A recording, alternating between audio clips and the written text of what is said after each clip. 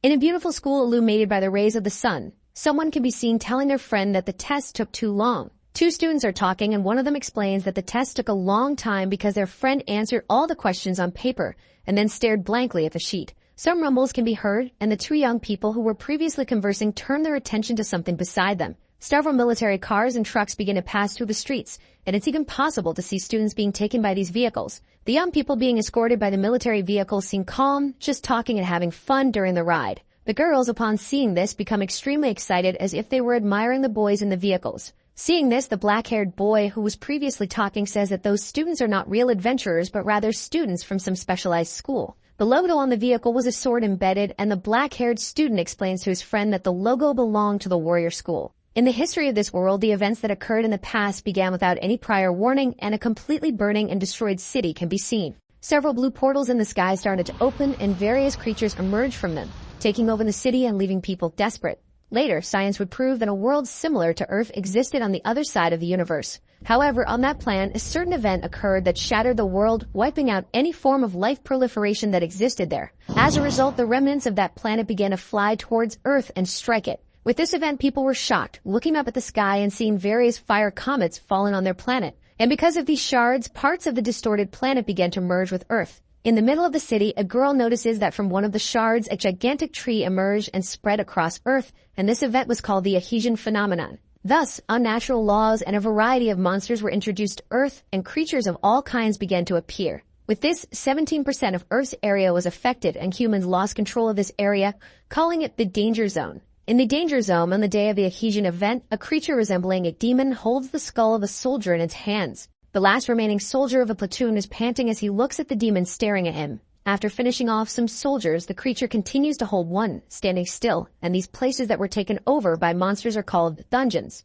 All the creatures that came from that world have a status table showing their strength, and the name of the demon that wiped out the military platoon is Horn of Terror. That beast called Horn of Terror remains motionless, and the surviving soldier tries to reason about what he should do. Opening its demonic mouth, the terrifying monster charges at the last soldier, who in return starts firing his precision rifle at the creature. However, apparently all the shots pass through the creature and merely bounce off its powerful carapace as it continues running to kill its last victim. The beast quickly reaches the soldier and hits him squarely in the stomach, throwing him far away and making him spit blood. With the impact of the punch, the man crashes against the wall, nearly passing out and completely defeated. Still trying to stand for all his friends who have already fallen, the young man is practically exhausted and out of strength. None of these humans had time to prepare for these creatures, as even a military soldier had only a G-rank status. Humans of the species had no ability to do anything, and the creature begins to approach the fallen young soldier. The demon with a malevolent smile stares at the soldier who couldn't react or do anything. And even with all this catastrophe, humans had some luck, and finally, the Horn of Terror charges to finish off his target. Disasters were not the only thing that happened on that land, and even from that disaster, something good happened for humans. The soldier, who was about to be struck, begins to summon a blue aura and suddenly manages to block the creature's punch that was coming his way. The natural limits that humans are born with as a species prevent them from reaching a very high level of evolution. And the limitations of that species' potential, caused by Earth's natural law, began to crack, and the soldier continues to hold the beast's attack. Then, with extreme ease, the soldier begins to lift the beast, crushing its hand while the monster tries to break free. The man's status, which was previously only B and D rank, begins to rise exponentially, and the seal he had as a human starts to break. As they're surrounded by chains preventing him from evolving quickly, that soldier manages to awaken by breaking those bonds. The soldier uses a judo move, utilizing his new power to throw his opponent. With all this strength, the man slams the beast into the ground, ending it immediately. After that, the soldier stares at the monster's body, determined to use his power from that day forward to help humans and defeat those beasts. Even though this phenomenon affected all humans on Earth, the awakened abilities were different for each person. Some who awakened these abilities decided to train and improve their new powers. Other individuals who discovered their new potential and abilities chose to use them for a purpose. Amidst the chaos, a new portal can be seen opening, with several horned demons invading Earth. However, their leader notices something. An army of humans stood in front of the portal, just waiting for the beasts to arrive. These individuals chose to use their new potential to reclaim control of the dungeons and the danger zone. They were special agents who worked for a single reason and were called adventurers. In front of that portal, a war between the horned demons and the humans began alongside that soldier who defeated the first of their monsters. And that's how the era of dungeons and the era of adventurers began, with the enormous battle between two species. After the battle, where a few human knights survived, the entire world glorified their deeds. Everyone was completely inspired by the strength and dedication, especially the first soldier who awakened that power and decided to fight against the beasts. Not long after that, organizations focused solely on training adventurers were established worldwide. The best among the training facilities for teenagers in the Republic of Korea was one in particular. It managed to produce the best adventurers in the last 25 years and was recognized worldwide as the Warrior School. We then return to the moment when the two friends were talking and one of them mentions that at that school they even tell students what happens inside the dungeon. The black-haired friend asks what happens if one of them dies, and his colleague replies that they have a reason to be confident since there's a test to enter it. However, before he could continue explaining, his attention is diverted to a group of girls who were screaming. The girls were completely in love with someone, claiming that this person was extremely attractive and had an indescribable beauty. This person was a blonde boy with large ears, a half-elf who was just sitting and being applauded by all those girls. The friends who were talking wonder what that was about, and his friend explains that the boy is always on TV. His name is Diev Choi. His father is a famous adventurer, and his mother is an elf. They say he's a genius, and people talk about how he will reach the highest rank of adventurers. The boy, with all his appearance and charisma, smiles at the girls, which makes them extremely excited. It is shown that he has already gone into the dungeon 14 times. And the black-haired young man, seeing this, becomes extremely irritated because he didn't think the boy was all that, and his friend begins to tease him, saying that he's just jealous. The black-haired boy starts arguing with his friend, but he ignores him. Noticing that another friend was coming and starts talking to the young man, inviting him to hang out. However, Jerryong, a black-haired boy, says he couldn't go in hopes that at least his friends would have fun. The other black-haired young man starts teasing, saying that he couldn't do that after the exams and that he should just go have fun with them. But before he could continue talking, his friend with parted hair quickly punches him in the stomach, telling Jerryong that it was okay for him not to go this time. Jerryong, who is looking at his phone, shifts his attention to his colleagues, thanking them and saying goodbye. The young man with parted hair asks his friend to be a bit more sensitive next time and wonders if he knew why Jerryong was doing all this. In a flashback, we see our protagonist Jerryong beside an elderly person who is on a hospital bed. Returning to the present moment, the boy, while walking through the city streets, looks at his phone at an alert because he hadn't paid that month's hospital bills. The boy also receives a notification from his boss calling him to work since a new job had come in for him. Duyava, who was waving at his fans, notices something that catches all his attention, turning his gaze towards Jerryong. The blonde boy begins to stare at the young man's back as for some reason he felt that something was wrong. His friend, who is also part of the warrior school, asks if that boy did something to the half-elf. However, Dia responds that he didn't. Looking at Jerryong, he thinks of something but assumes it must just be his imagination. Our protagonist during his walk through the streets was extremely stressed, telling himself that he didn't want to work. In an abandoned subway station, Jerryong begins to descend the stairs and then passes through a warning tape that was blocking his passage into the place. His boss is a man with white hair named Jawan, and he says that the person next to him, a bald man in a suit, is the new client Jerryong will be working for. The black-haired young man says it's a pleasure to meet him. However, the person hiring the boy's services gets irritated. Seeing the boy, the man tells Jawan that he thought he was going to bring his best employee. However, Am says that Jerryong is the best there. The bald man starts arguing with Jawan, saying that he didn't come there to be fooled by idiots. However, the boss and our protagonist say that he's being rude. Even with Jerryong by his side, the man in the suit doesn't give up, saying that they should call someone who's truly good at what they do. And threateningly, he says that if Jawan didn't bring someone respectable, he would make the two of them regret it. A muscular man who was the bald man's bodyguard is called out by Jerryong, and the boy asks if that man is an adventurer. However, the boy rephrases his question, stating that the muscular man was a retired adventurer, and that's why he's following an old man, merely obeying orders. The bald man is extremely surprised by the boy's attitude, but before he can say anything, his subordinate calls him. Snapping his fingers, Pilbu states that there's no need to continue this conversation, and that he'll break an arm or a leg of both the boss and Jerryong to teach them the lesson. The bald man is pleased, saying that he knew his employee could handle things and orders him to grab the boy. He then adds that if the two in that room didn't beg for their lives, they would die right there. The boy starts pretending to be scared and sarcastically begins to ask for help, questioning what he should do. But changing his posture and with a blue aura emanating from him, Jerryong states that he didn't know how to beg, and it's revealed that our protagonist had illegally returned to the dungeon 371 times.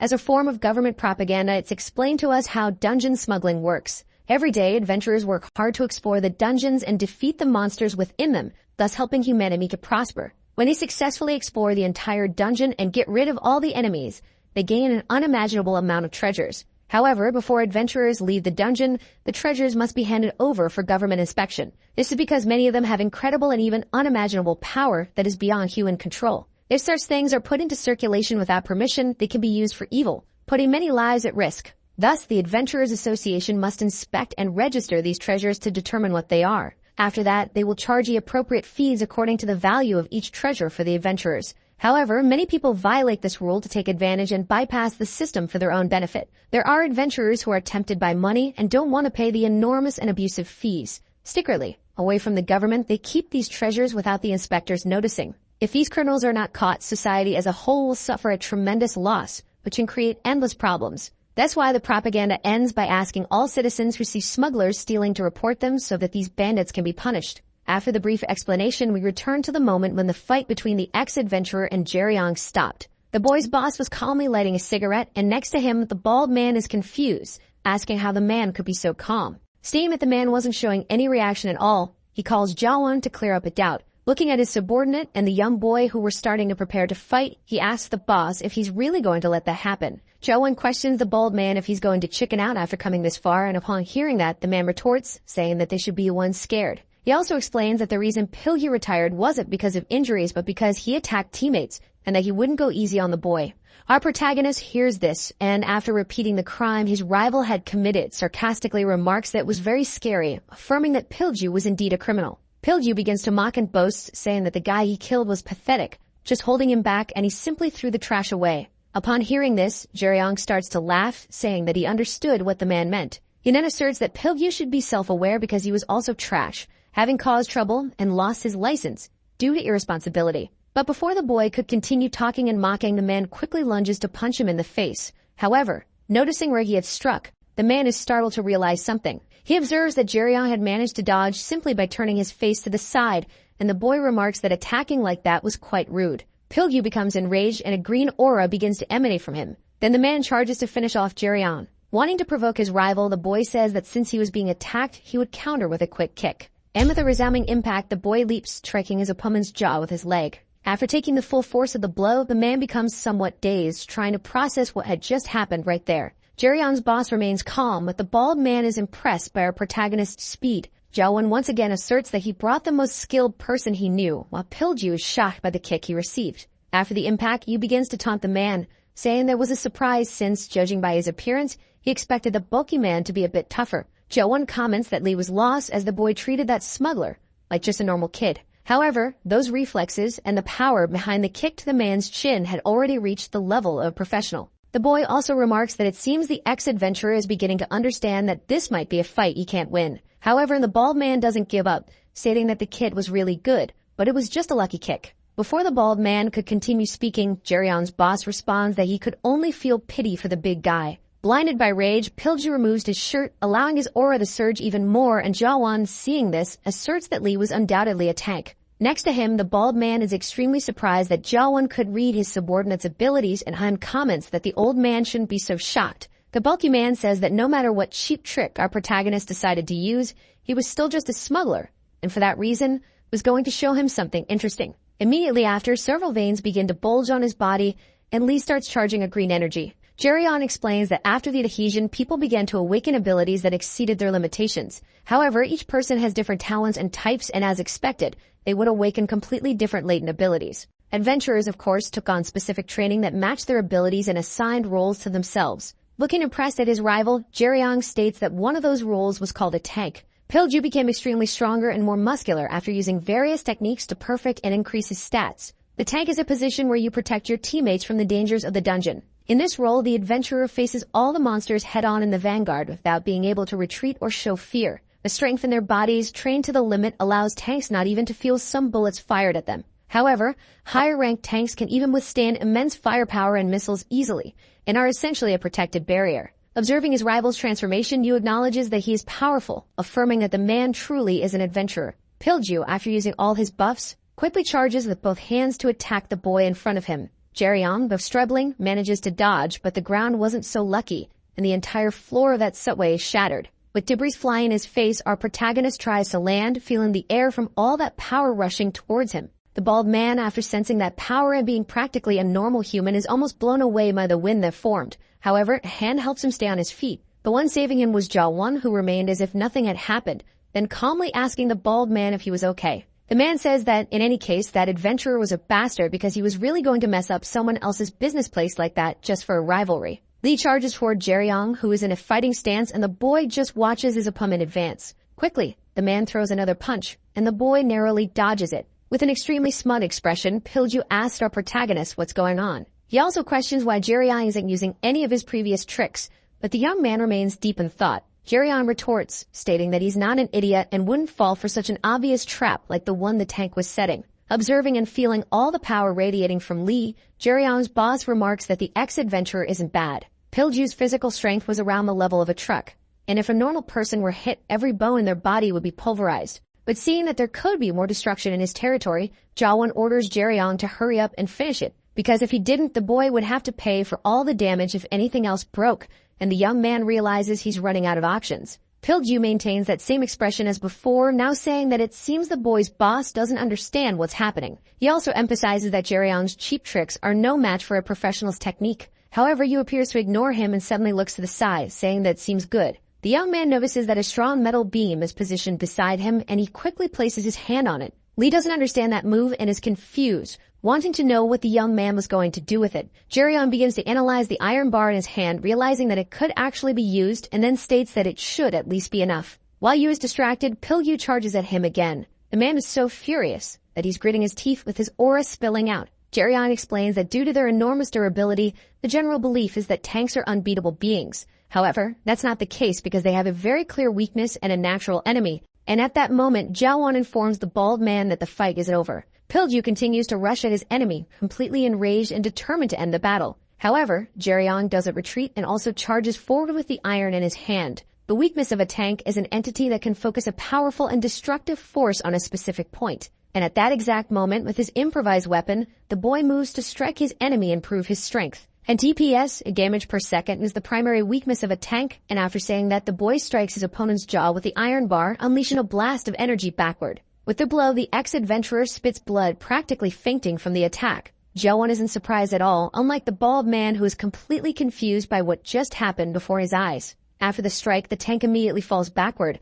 unconscious for a few seconds, and then quickly regains consciousness. With his mouth full of blood, Pilju asks how the protagonist learned to cut like that. But upon hearing this, the boy is confused, asking what the man is talking about. He then says that he doesn't know what Lee is thinking, but he's definitely wrong. However, in his mind, he thinks that perhaps Lee isn't entirely wrong, as he may have seen that person before and therefore recognized Jerryong's cutting style. That person was his father, who was known worldwide and had once been extremely powerful. Our protagonist begins to recount his past, and we see him as a child walking through the corridors of his house, reflecting on how, when he was very young, his father was the greatest adventurer in the world to him because the boy felt immense pride in the man, and his favorite pastime was watching his father train in the backyard. And it wasn't just because he was family. The man truly was powerful. His name was Yu Seong, and the man had a muscular appearance and radiated aura and power. This was the soldier we saw in the past, the first human to awaken and defeat one of the monsters. A flashback is shown to explain that Seong was one of the heroes of the first generation, but were called the first adventurers.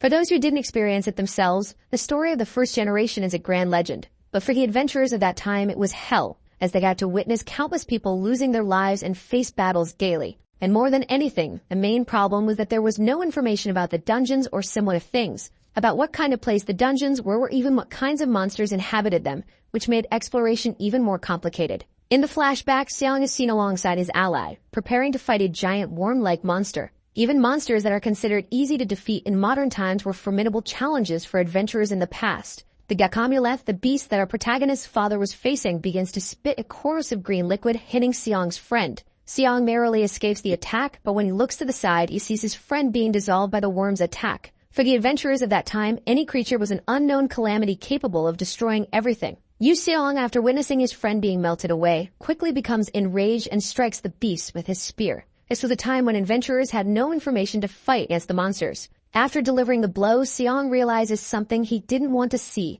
His titanium alloy spear wasn't resistant to the monster's corrosive attack. Items that are now considered common didn't even exist back then, so adventurers had to make do with what they had. The first generation of adventurers went through trial and error, risking their lives to discover more information about the dungeons. In the flashback, Seong charges at the worm. In the underground dungeon where he was, some adventurers arrive as reinforcements. The three young adventurers, upon seeing the situation and what was happening, are left breathless, merely observing the scene. Amidst the many people who had been dissolved, the only one left standing was Seong. having defeated the creature with whatever he had at his disposal. The survivors passed on their experiences and accomplishments to the next generation to help them. And after all their deeds for the good of humanity, they were considered heroes. Seong lived this life defeating creatures and unknown beings for many, many years. After evolving greatly as a hero and as a person, he became known as the Dragon Hunter after years of adventuring. This nickname was given to the first person who managed to defeat a dragon, and Seong is seen standing imposingly atop the body of one of those beasts. When people saw this news, they were shocked and amazed, and Seong was considered the strongest adventurer in Asia.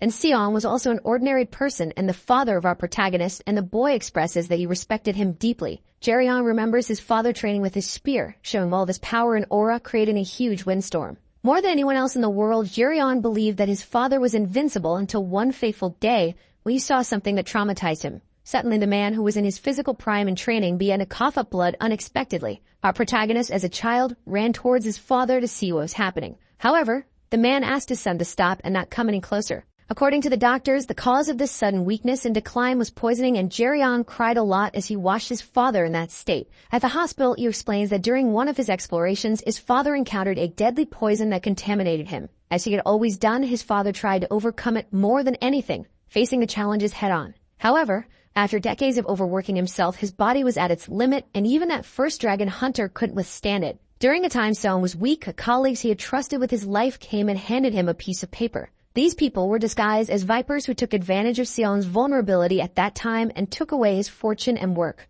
For years, in addition to the illness, he suffered mentally and physically, believing that he had only made mistakes up to that point and that nothing he did was rewarded. Years passed, and even when our protagonist was already a teenager, he saw his father sitting on a hospital bed, his body severely weakened. Finally, Jeryeon mentions that years later, the world began to forget about the dragon hunter Seong, and his father lost his identity as a hero. After losing everything and suffering from an incurable poison that no medical science could cure, all that was left as a reward for you was to be a forgotten adventurer. We then return to the moment when Jeryeon had just defeated Pilju. The boy simply stares at his opponent, then turns around and starts walking away while the man tries to mutter something. Our protagonist, after all the memories, becomes extremely irritated, throwing the piece of iron he was holding and walking towards the exit. The bald man is still shocked by everything he saw, thinking that his subordinate was the strongest man. However, Jo-won remarks that everything went well, though the man remains incredulous, unable to believe that his partner Pilju lost to a kid. But the protagonist's boss remarks that perhaps the bulky man wasn't a good adventurer, which could have been one of the reasons. Jeryeon interjects, saying that the man was bragging about hitting his own comrades, which was just a sign of how weak he truly was. As he continues walking past the bald man, the boy states that there are only two reasons why a good adventurer retires. Either their body breaks down to the point where they can no longer explore or face creatures, or they die during an exploration and are never seen again. Yu puts his jacket back on, saying that he didn't know what Pilyu's salary was, but if it was more than minimum wage, the bald man should fire him. Seeing this as an opportunity, Jo-won approaches his client, apologizing and asking the bald man to understand their side. He then asserts that now the fee for the job will be doubled due to the situation that occurred. However, the man in the suit is about to protest, but before he can, Jeryeon's boss gives him a menacing look, saying that the boy was the one who provoked first. He then adds that he and Jeryeon don't work for free, and seeing that he wasn't in the best position, the bald man agrees and says it's fine. After some time extorting his client, the boy's boss begins to call Jeryeon over. The man asks if he has ever heard of the Imperial Wasp, but Yu, upon hearing this while drinking water, immediately spits it out. Wiping the water from his mouth, Jeryeon asks if they'll have to fight that, as even for him, that monster was a bit too much. Jo-won explains that the Imperial Wasp is a monster whose danger level is considered the highest not only in Korea, but in the entire world. What was once a beautiful and lovely city called Uido is now the nest of the Imperial Wasp and has become a demonic kingdom in Korea with extremely high difficulty. The man then explains that even for high-ranking adventurers, taking down one of these monsters is difficult, because these things spread out everywhere. For any smuggler, fighting one of these creatures is practically suicide. However, for a white-rank adventurer, it was extremely possible that they could accomplish it. Jo-won explains that according to the bald man, there was a large raid the previous day that wasn't publicized. The boss continues the explanation, stating that the government army and 7 white-rank adventurers form an attack squad to invade the Wasp's nest. Jeryeon is shocked that they gathered 7 white-rank adventurers, and Jo-won adds that adventurers of that level are so famous that if even 2 of them come together, the media goes wild. With this challenge, it seems they failed to achieve the original goal of eradication, but the adventurers managed to hunt the Queen Wasp. However, one of the 7 stole the royal jelly of the Imperial Wasp and ordered a subordinate from the attack squad to smuggle it. Jerryong seems confused, not knowing what this royal jelly is, and Jo-won begins to explain that it's a nutritional supplement given to a newly born queen by the wasps. Struggling to understand the situation, you ask why a white-rank adventurer would smuggle a nutritional supplement, as it was extremely dangerous. The boy's boss explained that there have been occasions where royal jelly was brought into this world, and from what he knew, if a human consumed it, they could even come back from the dead, and upon hearing this, our protagonist is extremely shocked. In the underground city in a deep subway, we hear someone say that all paths to the dungeons are now strictly controlled. This person begins walking through those abandoned corridors, heading to a certain location while repeating this phrase several times. It is revealed that this person was our protagonist's boss, and the man says that this isn't true. Looking at a gate with various red markings, the man thinks that this proves there's always a way to bypass government restrictions. With a blue aura around his hand, he begins to touch the gate, doing something to merge his magic with the markings. His energy reacts with that of the gate, and a massive blue energy light shines throughout the area. The auras begin to merge with the markings there, and then something happens and the red markings start to disappear. Our protagonist was right behind his boss, and Jo-won tells the boy that even though always says this, he'll repeat it, asking Jerryong to be careful. As he cleans his hands, he concludes that this job will be especially annoying and a bit more troublesome than the others. For some reason, you remain silent the entire time, just listening and staying quiet. Trying to get the boy's attention, Jo-won blows a puff of smoke from his cigarette into the young man's face. The young man begins to wave his hand to disperse the smoke, and then asks why his boss did that so suddenly. Jo-won explains that he did it because the boy had his head in the clouds and wasn't paying attention to the mission. The boss asks if the reason the young man was acting that way was because he was still thinking about the medicine that could bring the dead back to life. Jerryong starts walking toward the gate, stating that it didn't make sense since such things are really not reliable. Leaning against the massive gate, he thinks that even if it's considered an unparalleled antidote, it won't be able to cure his father's condition. And with that, the young man begins to open the mysterious gate from which a strong light starts to emerge. The boy also thinks that if there were something like that, his father would never have abandoned that thread of hope. After opening the gate and passing through it, the young man finds himself in a mountainous region with a beautiful landscape of a clear blue sky. Jerryong tries to shield his eyes from the sunlight to get better view of the stunning scenery in front of him. After the adhesion, dungeons were created all over the vastness of the earth. But among them, there are two considered the largest in Korea, and they are peculiar. The first is Jeju-do, a dungeon fused with a volcanic mountain range that has active volcanoes and burning rocks. The other is fused with the Aegir jungle, and at that moment, the young man was starting to prepare for an exploration. The Aegir dungeon is located in what used to be Uedo in the middle of Seoul. Where you was, it's possible to see a destroyed city now overtaken by a forest. The young man informs that with Uedo at the center, Mappo, Yongsan, and other nearby cities were all controlled by this dungeon, and most of it remains unknown. A large portion of the region is only D rank, but Uedo, where the wasp is located, is S rank, and the person responsible for the jelly tried to transport it to the meeting area in Boroma. Jo-won explains that however, after arriving there, the transporter lost contact with the others, and while he might have fled, it's not the most likely option. The boss also says that the man must have dealt with all sorts of things to get out of there, and well, all our protagonist has to do is reach the location and bring back the jelly. But before Jerryong sets off, Jo-won mentions that he'll finish his thought, asking the young man not to get distracted and just focus on the mission. Smiling while putting on a mask, the boy asks if his boss thinks he would run away. However, Jo-won firmly states that the boy isn't stupid enough to do that. The boss also asks his subordinate to be careful and remember that the royal jelly is precious and humans aren't the only ones willing to risk their lives to get it. After his boss's entire speech, the boy uses a rope to safely descend from the cliff into the middle of the forest. And there in the center, he thinks that he's sure the entire forest must be smelling that peculiar odor. However, when he looks down, something catches his attention, leaving the young man shocked and irritated. In a forest soil, an enormous footprint of a giant was there, and the boy states that he's sure various things will be attracted by the jelly's scent. Meanwhile, deeper within that vast expanse of trees and botany, several birds begin to fly. A girl with pointed ears is seen, extremely out of breath and running from something. The woman tries to stop for a moment to rest behind a tree to catch her breath. Her name was Jin Saram, and she was in her first year as a warrior, currently facing the biggest problem of her life. It was supposed to be an easy trip to the dungeon for her intermediate exam, but it's clear that the girl was frozen and utterly terrified. Looking to the side, the young woman remains worried, and it's explained that instead of something easy as it should have been, she encountered a monster that should never have been there. It's then revealed that the creature chasing the girl is a gigantic beast. Jin continues trying to stay silent and still to see if she can escape from the beast that's hunting her. However, a gust of wind begins to approach the girl, and she realizes something she didn't want to. The exam was supposed to be simple. Within the time limit, Jin had to collect as many coins as possible that were placed inside the dungeon. And although it was a test designed to simulate real combat situations, the test area was ranked as low as possible and should have been easy. This was because it was considered a training ground for beginners,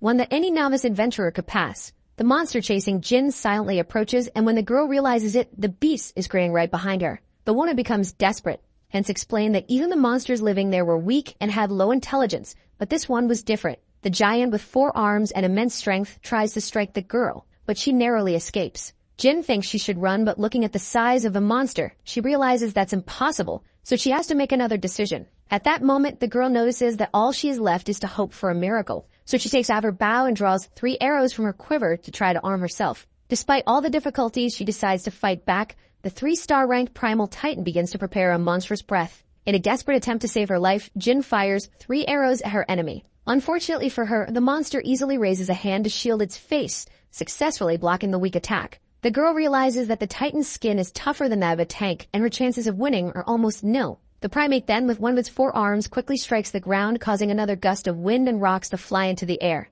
However, with her extreme skill and speed, the girl manages to escape once again, and even in the air, Jin prepares to fire another arrow. Jin thinks that no matter how many arrows she shoots, it's impossible to pierce the monster. But she has no other choice, so 3 more of her arrows fly towards the beast. But this time, the projectiles are propelled by wind. Even though they only superficially pierce the titan's body, the monster remains unfazed, maintaining its terrifying expression. Looking at the beast, the girl thinks to herself that she didn't need to kill it with her attacks, and it didn't need to dodge or block them. She just wanted it to get a little closer and was hoping the monster would lower its guard for just a moment. The new arrow that Jin readies in her bow is imbued with fire, and the girl is certain that her plan will work. As she lands on the ground, she channels more magic into her arrow, as she is a warrior of a class that imbues magic into the tips of arrows. Finally, determined and confident that she will survive, the woman prepares to teach the beast a lesson. With a powerful bow attack, Kyun uses her flame bombardier skill, firing an arrow that tears through the ground. It's explained that the type of magic that can be imbued into the tip of an arrow has absolutely no limits,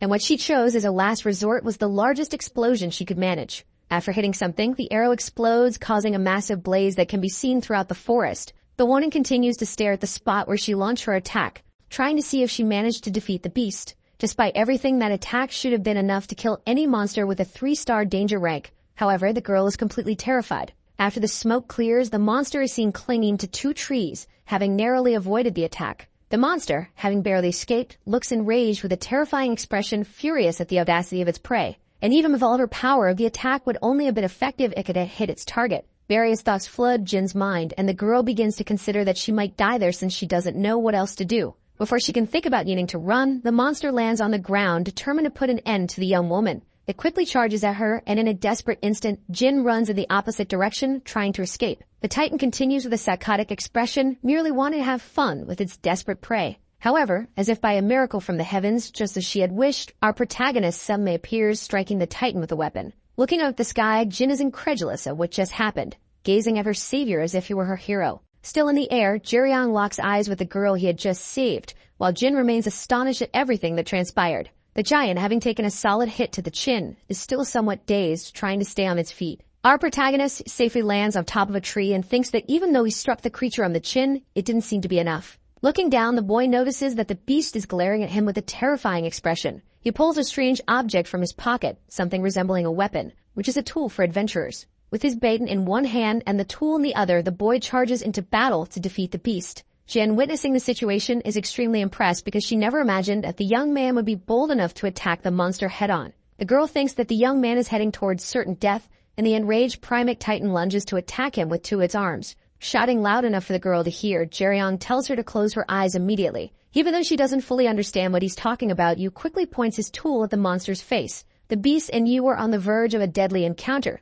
where only one of them will come out alive. However, from the tool Jae-ryong is holding, a powerful light begins to emanate, and the young man quickly closes his eyes. Right in front of the monster's eyes, a blinding light that illuminates a large part of the forest is emitted from the device, leaving the titan temporarily blind. Sarum, heeding the unknown boy's advice, quickly closes her eyes and raises her arm to shield herself from the device's light. The monster, unaware of what was happening, is completely affected by the light that shot directly into its eyes. The beast begins to roar in anger. And after that, our protagonist lands on the ground, thinking that he used all the power of that tool, even though it was his last one. What he was holding is called a stun light, a tool made from the scales of the oscillating fish that lives in dungeons deep in the ocean. It has an incredible ability called Incapacitate, which offers a lot for its price and has been beloved by countless adventurers. However, because of its incredible performance, many people misused it and several adventurers began to lose their vision. As a result, its production in the present day of that world is strictly banned and prohibited. Even with her eyes closed due to the tool's incredible reach, Serum, not being accustomed to it, begins to open her eyes slowly,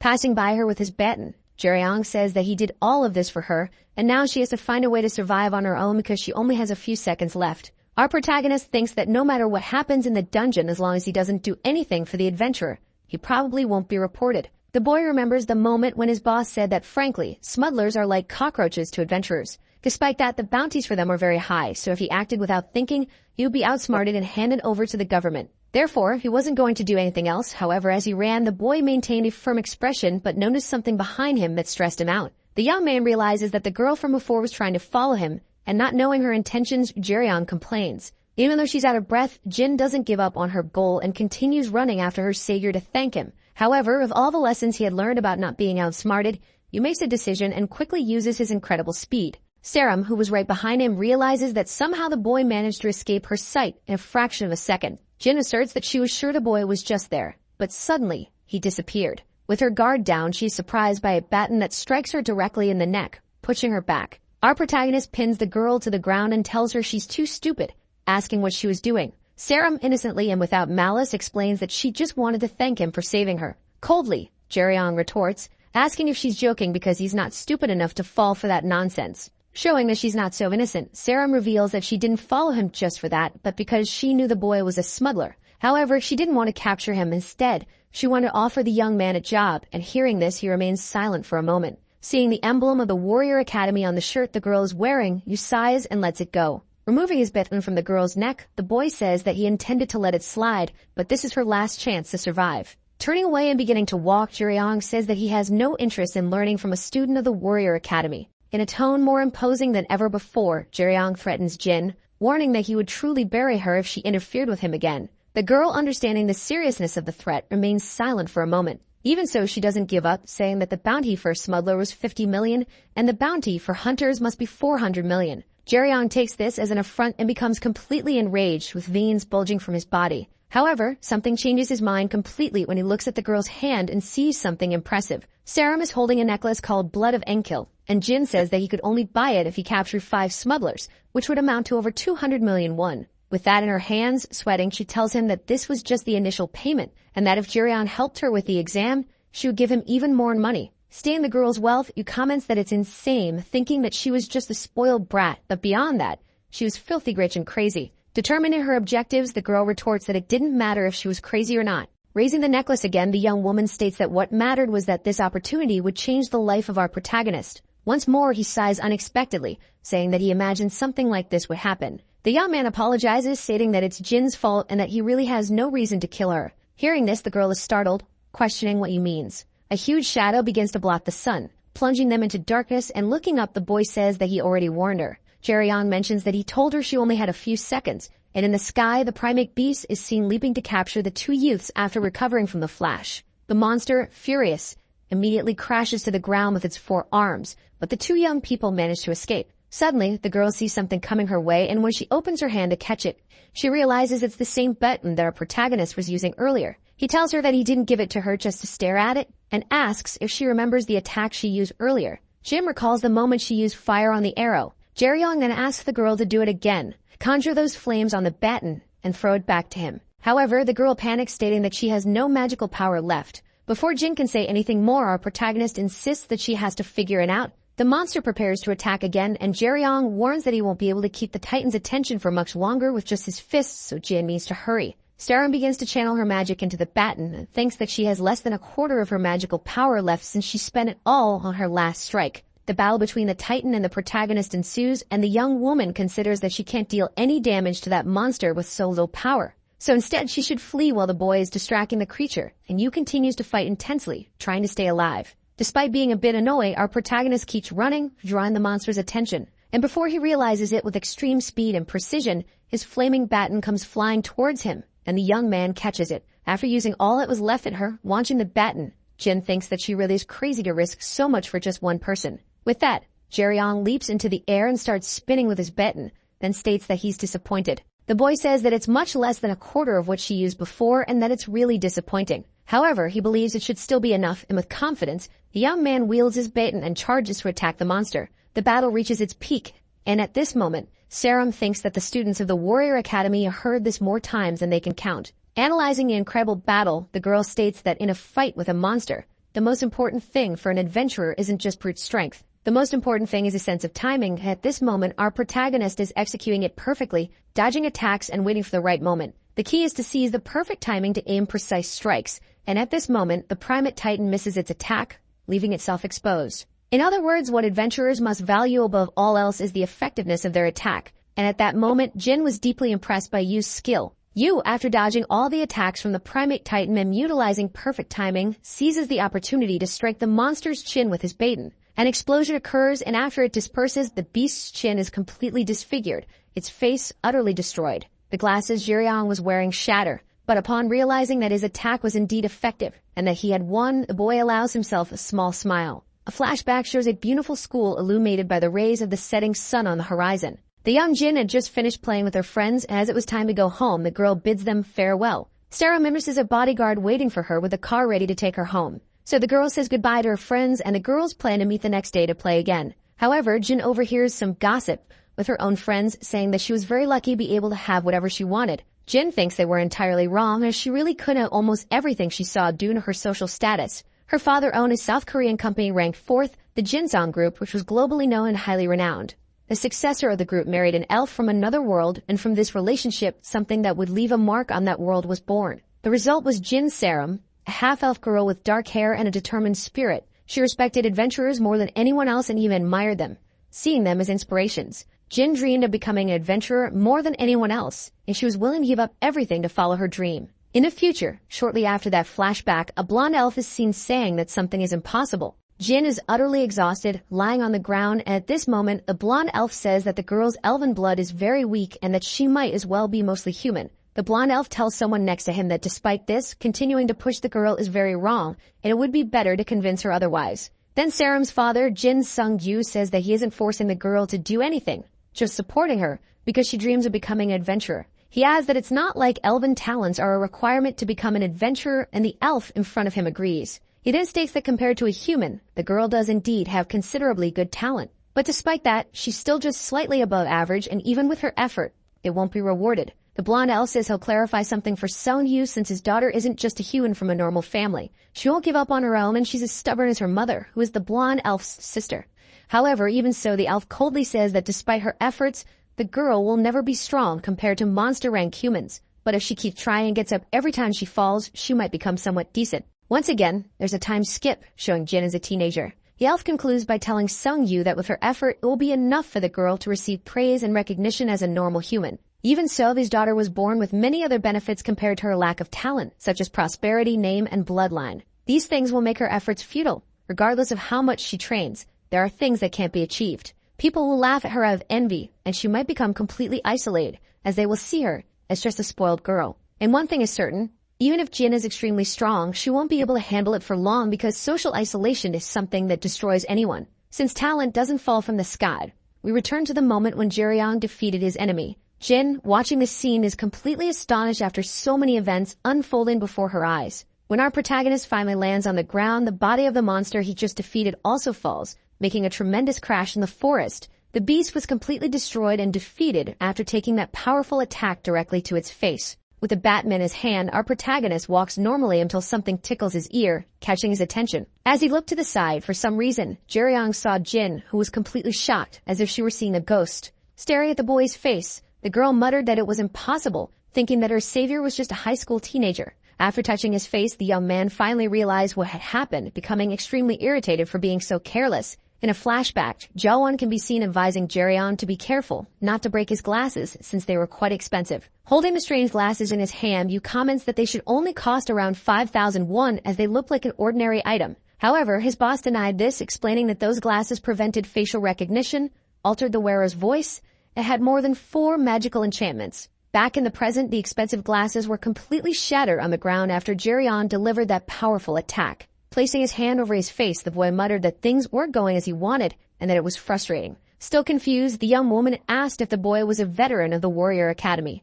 but irritated by everything that happened that day as he just wanted a normal mission. Jae-young answered harshly, no. Then, with extreme anger and veins bulging on his face, you demanded that the young woman hand over what she had promised. Unexpectedly, without hesitation, she quickly handed over the necklace, leaving him surprised by how easily it was done. He became annoyed by how rich Jin was and quickly snatched the jewel from her hand before she could even get a good look at it. With the necklace in his hand, Jae-young began to examine it closely and after a brief look, affirmed that it wasn't fake. Catching his attention once more, Jin asked if the boy needed more money. She mentioned that she understood that even if he didn't attend the Warrior Academy, the tuition for the Adventurers Education Center was quite high. However, before she could offer to pay his tuition, the young man clarified that he wasn't attending any adventurer school. The girl was even more astonished, and he replied that she was completely mistaken in her assumptions. Jae-young explained that he didn't go to any adventurer school and had never even been close to one. On the contrary, he studied at regular school. The girl then asked who taught him to fight, and he responded that no one did.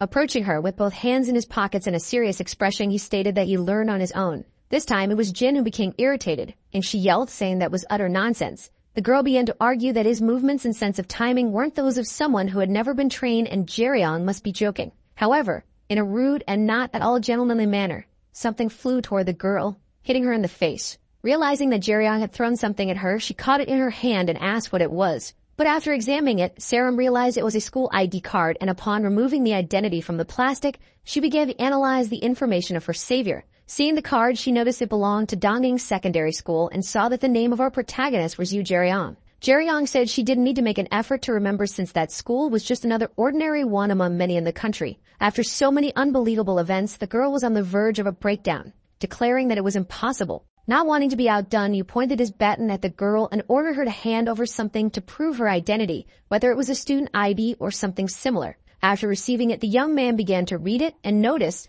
that the girl's name was Jin Sarum, then checked if the document was genuine. Our protagonist also confirmed that the girl was the same age as him, realizing that she indeed belonged to the Warrior Academy. For some reason, he put that ID in his pocket and Jin asked why he was doing that. Jae-young, puzzled, explained that at that moment the girl had made an offer, and that's why he couldn't take any risks. Since his identity had been revealed, if he were to take on a mission for Jin, he needed some assurance that he wouldn't be betrayed by her. Moreover, Jae-young mentioned that he wouldn't do a job without taking the necessary precautions, adding that he still intended to do one last thing. The young man pulled out his phone and suddenly put his arm around Jin's shoulders, pulling her into a side hug, leaving the girl very flustered. Yu explains that he's going to take a selfie with Jin because if she ever betrayed him, the photo would serve as proof that Jin was also an accomplice to a smuggler. As the two take the photo, the girl remains in shock, and at that moment, Jae-young realizes she might have made a serious mistake. With a menacing expression, our protagonist tells her to smile for the picture, and it was in that instant that she understood she had gotten involved with someone far more dangerous than she could have ever imagined. Forcing a small, nervous laugh, the girl gives a fake smile for the camera, but it was too late to back out. Everything had already started, and so Jae-young snaps a picture with Jin beside the corpse of the Titan. After taking the selfie, the boy continues to look at the phone screen, ensuring that everything in the image was just right. He then tells Jin that they should start discussing prices and asks what exactly she wants.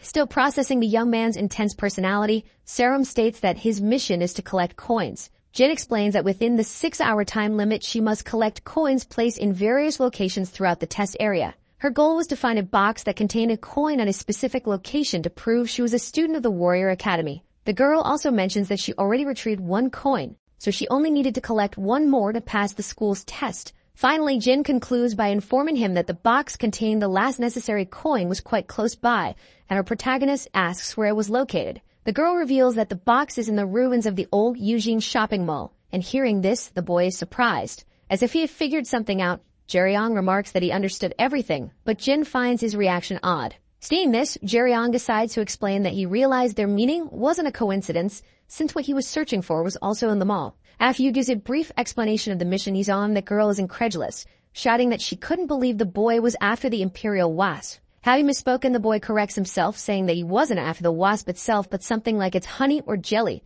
but he wasn't sure exactly what it was. Jae-young mentions that apparently this jelly has a very strong scent that attracts monsters, and the primate titan was probably drawn to it as well. Our protagonist states that it doesn't really matter, but he asks if the girl really needs to go to the mall, also inquiring if there wasn't another place with coins. Apprehensive and with her head down, the girl informs him that the mall is the only place with a coin left now because the other groups have likely taken all the other boxes. Hearing this, the boy just stares at the girl, and upon hearing about the groups, he quietly realizes why she was alone. Determined to help Jin, Jae-young says it's okay, and that it's actually more convenient for him this way. Yu tells Jin that they'll enter the place, get the coin and the jelly, and then leave in complete safety. He was about to mention the fee, but the girl, already set on her goal, says she'll pay 950 million won. Jin adds that it's all the money she has, but upon hearing that enormous amount, our protagonist is very impressed by the girl's wealth. Sarum goes on to say that if it's not enough, she would just need a little more time, but before she can continue, Yu interrupts, saying it's sufficient. Turning to start walking toward their objective, the boy says he'll charge more if there's an emergency,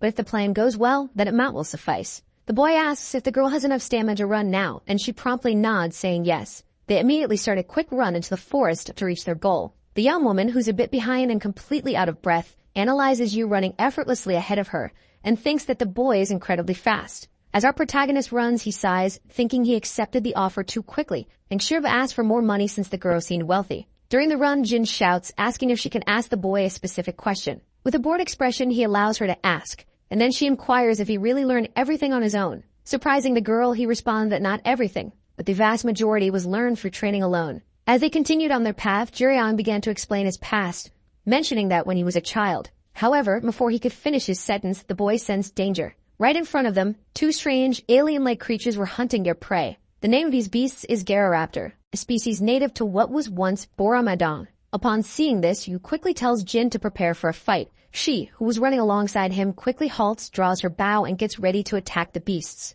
To her surprise, with incredible speed, Jae-young doesn't even wait for Jin and charges directly at the creatures. It's explained that Jae-young never received any official training as an adventurer, and the skills he possesses now were acquired by risking his life. But there's one exception. When he was younger, he witnessed his father's incredible movements. This allowed him to learn 3 specific techniques. As he approaches the monster with his ben, Jae-young uses one of those techniques against the Gararaptor. The first of these techniques is called the needle, where he uses all the speed and weight to strike a vital point of his opponent. At this moment, the boy executes the same move. This is a simple yet refined technique that he gained through experience, senses, and above all, his talent. It's a technique that even top-rank adventurers have not mastered, but Jae-young has perfected it, defeating the first of the monsters with just that one strike. Since the other monster was only a 2-star, it was easily defeated by Jin, who only sustained a few scratches. After putting her bow away, Sarum comments that something felt off since Gararaptors usually travel in groups of at least 5 creatures. Hearing this, Jae-young informs her that it means she wasn't the only one affected by the scent of the royal jelly.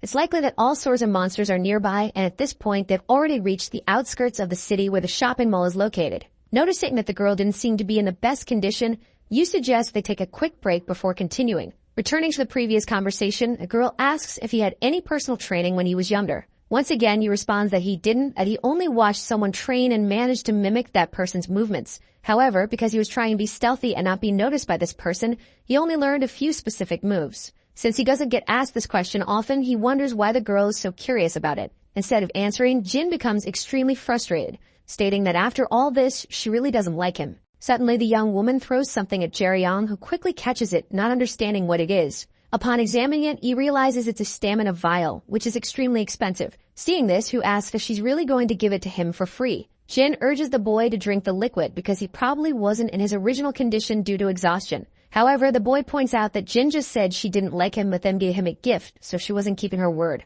But to the girl's surprise, the boy begins to pocket the vial and Sarum asks why he's doing that. Jae-young responds that he won't drink it because he could sell it later, leaving Sarum even more furious. She starts arguing with Jae-young, saying that it's worth a lot and that he should just take it. Still, the boy explains that he knows the value of the item and that if he sold it on the black market, he would get a good amount of money. The girl mentally curses the boy, thinking he's strange and extremely weird, but he's all she has. Changing his mind, Jae-young says that since she doesn't need to rest after drinking the vial, they should continue their adventure, and so they do. Noticing that the girl is still a bit distracted, reflecting on everything, the boy thinks that rich kids are extremely strange and don't care much about money. Afterward, the two approach the mall and Jae-young comments that Jin already knew this, but they should go over the plan one more time to be sure. Yu states that their goal isn't to hunt any monsters but to grab what they need and leave immediately. He adds that no matter how many monsters are inside, she should always follow his instructions and keep her composure despite everything. Finally, Jae-young says he's sure the girl has learned a lot, but his specialty is survival, and she just needs to trust him. However, for some reason, Jin is acting strangely, unable to identify the cause of the weird sensation she's feeling. Last semester, Jin was a stranger at the Warrior Academy, unrecognized by others and often excluded. However, this was the first time she ventured into danger with a companion who didn't belittle her, and as Jae-young stands up, he declares that they should get moving. The girl remains a bit apprehensive, knowing she's about to face imminent danger. The two of them are now standing in front of an old shopping mall, which is completely overrun by vegetation. Inside, everything is dark and ruined, with the forest and trees having completely taken over the place. But something happens that frightens not only Jin but also Jae-young, putting both of them on high alert. An overwhelming pressure begins to envelop the two of them, and Jin asks what it is, but even Jae-young doesn't know as he has never encountered anything like it in his life. Looking ahead, they both notice several mutilated monster corpses, and whoever did that was incredibly powerful. Humans are beings capable of being braver than they imagine, and if they are properly motivated, they can withstand any situation. The only obstacle to this are events that fall outside the scope of the initial plan. Those monsters are not from this area, they are dangerous even for professional explorers. Seeing the carnage, they can't even imagine what could be there. The boy tells her not to lose focus. There's something very dangerous there, and it's not as if she didn't know that. She was just surprised because the scene is scarier than she imagined, but so far, nothing has changed. As soon as he finished speaking, she saw something in the shadows. There was a silhouette moving. Upon seeing this, the boy drew his spear. The creature stood up. It was a slasher lip with a danger level between 2 and 3 stars. Without wasting time, he charged towards the creature. Its mouth started to open, revealing something. It was a huge tongue, now heading towards the boy. Quickly, he managed to defend himself from the attack using his staff. However, he felt that something was different. The creature had managed to grab his weapon with its tongue. Taking advantage of the contact between them, it retracted its limb. With the force exerted, he ended up being pulled along with the staff. Before getting closer to the creature, he'd let go of it. If he hadn't done that, he would have been in its jaws. From above, safely, he looked at the monster again. Leaving his position, he prepared to land a kick. The attack was accurate. He succeeded. From a distance, the girl watched attentively, waiting for the right time to strike. Calmly, he picked up the staff from the ground. That was terrifying for her, and she hadn't expected that creature to still be alive when they arrived, but its survival ability is high. But the boy said that it wasn't just that. He had kept it alive longer on purpose, in case anyone arrives there, and that will serve as a warning, as that creature tends to scream to call its allies whenever it feels its life is in danger. The girl didn't understand and wanted to know if we wanted to warn with the alarm. It was for himself, because he couldn't just sit around waiting. Another figure appeared, saying he had a lot to clean up and that after that he ended up feeling a bit exhausted. The girl knew this was another explorer. The boy was very apprehensive, and she wanted to know if they knew each other. The one who had arrived said that this wasn't very normal. These two were too new to be smugglers. Looking more closely at them, he saw a crest on the girl's clothing. In the blink of an eye, he had disappeared. Now he was on the ground in front of them, asking if they were from the warrior school. Answering the question, the girl said they were. If that's the case, he didn't even know what kind of team they were. But it's a pity, because they were going to end up dying in that place. Hearing this, the girl was terrified. The boy asked why she was paying attention to those words. That person wasn't a normal explorer, as she should have guessed. He was a villain who had come to kill him and steal the royal jelly. Then he said he must not have contact with his commissioner and shouldn't touch his things without authorization. But he said he only had to deal with the consequences of his actions if caught, and that so far he'd been very lucky. He had heard that his companion was smuggling a highly valuable item. The plan was to ambush him along the way, but things ended up happening differently. He failed the task of having to exterminate them. He confirmed that he had entered there, but still hadn't managed to find him. But he imagines that he must be hiding somewhere smugglers use. Hearing this, the boy realized that this was why contact had been cut off at the smuggling center and not because of the wasp's venom. It was all the work of the guy who had just appeared. Even without having started fighting, Jae-young could already sense the situation. That opponent would be tough, and he even suggested that he could provide a painless death if they cooperated. This man was certainly ranked higher than the weirdo they encountered earlier. Jae-young told the girl to find the coins and run because he would buy them some time. With the deeds of that guy, there shouldn't be too many monsters left, and she should run fast. While he was still talking to her, the weirdo had started his attack. Even though it had been abnormally fast, his sword missed the target. Now the boy reinforced the command for her to flee and stop being stupid. For them to make money, it was necessary for her to be okay. Seeing her leave, the weirdo got upset. Furious, he said that wasn't a wise decision. Working together until now has increased their chances of survival. But the boy wasn't thinking about that right now. Poised, he began to channel his power. In his eyes, there was only focus and determination. His staff was wielded with mastery and violence. This scared the weirdo, who realized his movements had been telegraphed. Now something was headed towards his face. It was the sole of Jae-young's foot, which had stomped his face furiously. The weirdo's body flew from the impact. But the boy knew that things weren't over yet. He heard the weirdo say he was surprised by what had happened. Indeed, he had underestimated them for being young, but now he would use his equipment. Even though he was young, he was better than the average professional, so the weirdo would have to get more serious. Then he told him not to be scared, as it would be quick. This was Yang Dagen, a gold-class adventurer. The ground was cracked with multiple fissures. The kettle had been heated and someone said that wasn't bad at all. In fact, his instant noodles were very good. Looking at the bald man, he offered him some, but he declined. He should at least sit down, and it would take a while for the guy to wake up from his beauty sleep. The bald man was furious, as he paid a lot of money to the guy who was sleeping in the middle of the job. He walked around arrogantly saying he had been an adventurer. The other man told him not to be so hard on him. He didn't lose because he was bad, he lost because he needed to. What people ignore is that adventurers don't just fight humans. That guy must have been trained in hunting and exploring, not in needing to fight another person. Not being used to it, it's expected that he would lose to a smuggler. The bald man was outraged and said that even among adventurers he had heard different things. And indeed, among them, there are those who fight a lot with each other. The better they get, the greater the rewards, and fights become inevitable. Even companions end up giving in to greed and betraying their colleagues. Hearing that, the bald man didn't want to believe that they killed each other. But there's no one to stop them, not to mention that there are no rules inside the dungeons. You just say a monster killed him, it doesn't even require an alibi. In fact, the higher their rank, the more they need to be prepared to fight others. But things aren't that simple. The sleeper's class wasn't high enough, which is why he's on the ground now. Attacking a companion, that's cute. And if he got caught, it means a peaceful fight happened outside the dungeon. It was certainly a discussion without equipment, but the bald man didn't know what equipment was. It's the weapons and armor that the adventurer takes to the dungeon, even if it's insignificant. With them, even the sleeper could have put up more of a fight. They're strong enough to make a difference. Equipment is half of an adventurer's combatability. He knew the weirdo hadn't dodged his attack. That blow was accurate and forceful, hitting him squarely. The blade has high defense. While thinking, the weirdo told him not to get distracted. Faced with the imminent blow, he blocked the strike with his staff. Being distracted is not very respectful on his part, neither to his opponent nor to his own life, which could end in the blink of an eye. Taking advantage of the moment, he kicked the boy in the stomach. The blow was very strong. He was thrown several meters. Before crashing into something, he stopped his advance by planting his feet on the ground. As soon as he stopped, the weirdo was already on top of him once again, and delivered several slashes with his blade. Unable to block all of them, some small cuts found their way to his body. A small wound appeared on his cheek. The weirdo was now very confident and taunted him, telling him to fight like before if he was capable. That was impossible. The shadow jacket was an S-rank armor and the weirdo was wearing one. It uses the user's blood to increase defense against physical damage as well as boost strength. That weirdo, at this very moment, was using berserker combat. It would be hard to find openings, but not impossible.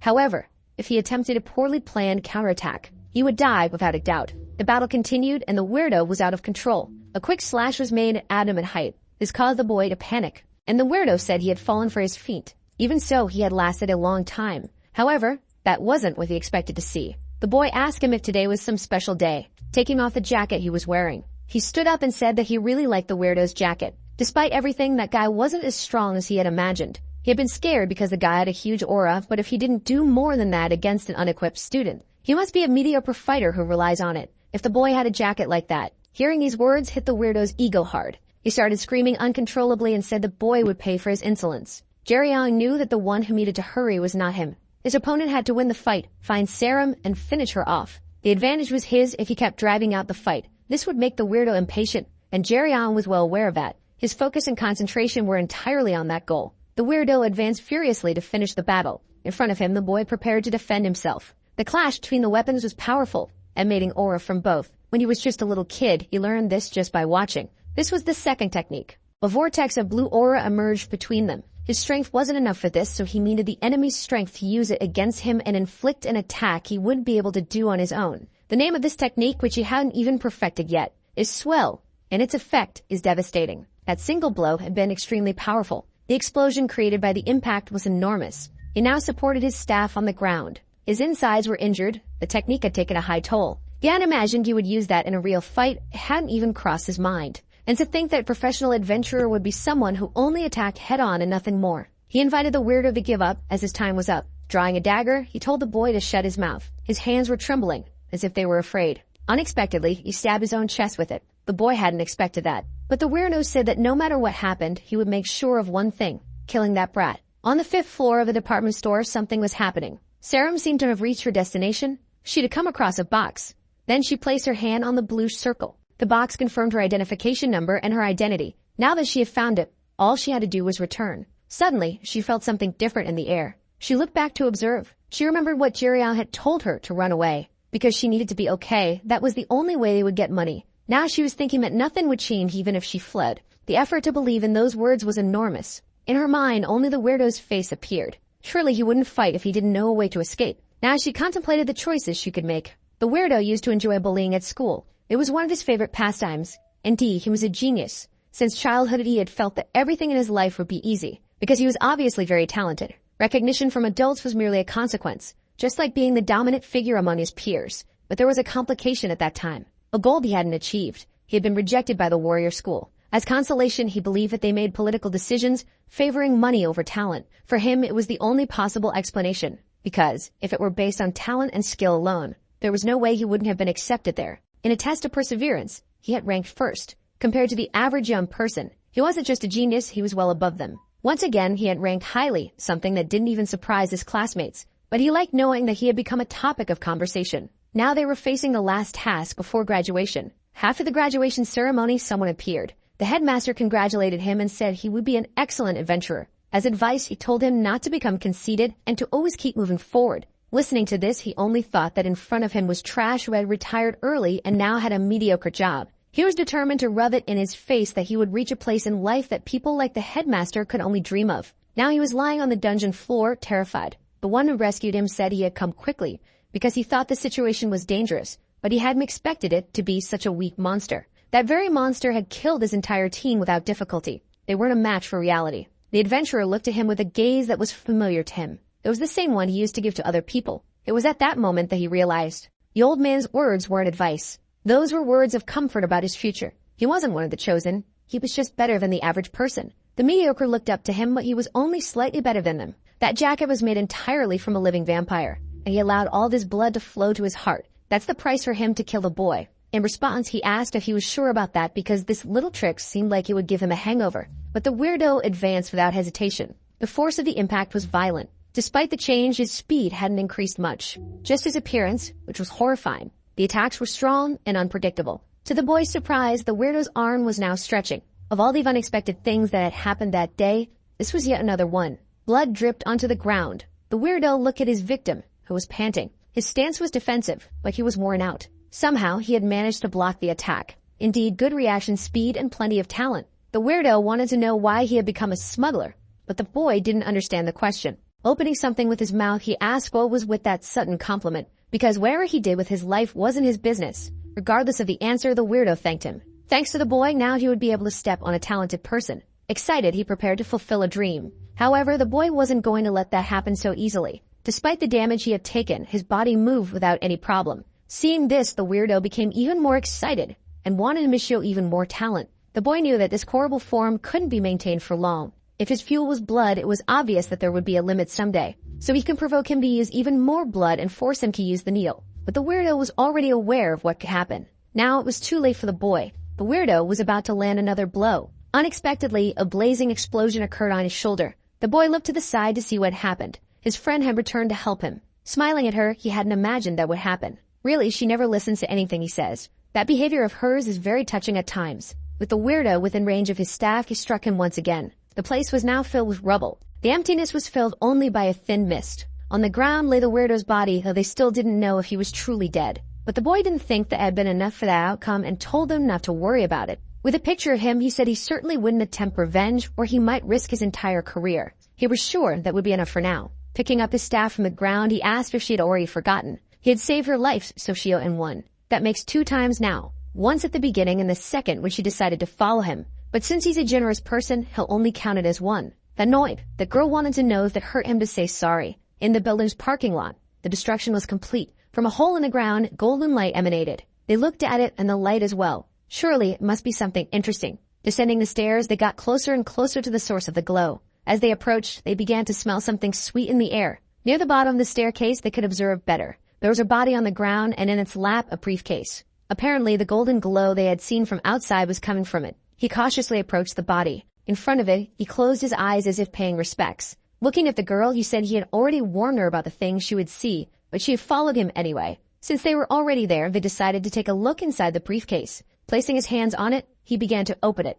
The smell they were experiencing was beyond their ability to describe. Sweet and captivating, it almost invited those who smelled it to forget what they were thinking. Exposed like that, it was surely attracting monsters to the place. Looking at the object beside it, he wondered if there was royal jelly in that bag too. His gut told him they should leave soon because weird things might happen if they stayed too long. As they exited, they quickly made it to the first floor. The murderer's body was no longer there. If alive, he must have escaped. A scream echoed, startling her, saying they should wait for what was to come. He said he remembered each of their faces well, and from then on, he would do everything possible to destroy them. They'll make sure they regret what was done to him that day. The weirdo runs with hatred in his eyes, but soon realizes that life is full of surprises. In front of him is a monster so hungry it has already leaped toward him with its mouth wide open. This wasn't the end he had expected to meet. With no way to react, he ended up becoming monster food. His revenge would have to wait for another life, maybe if he's reborn in Isekai. Not even the kids who had spared him expected his karma to be paid so quickly. Perhaps it would be better for them to leave through the back door.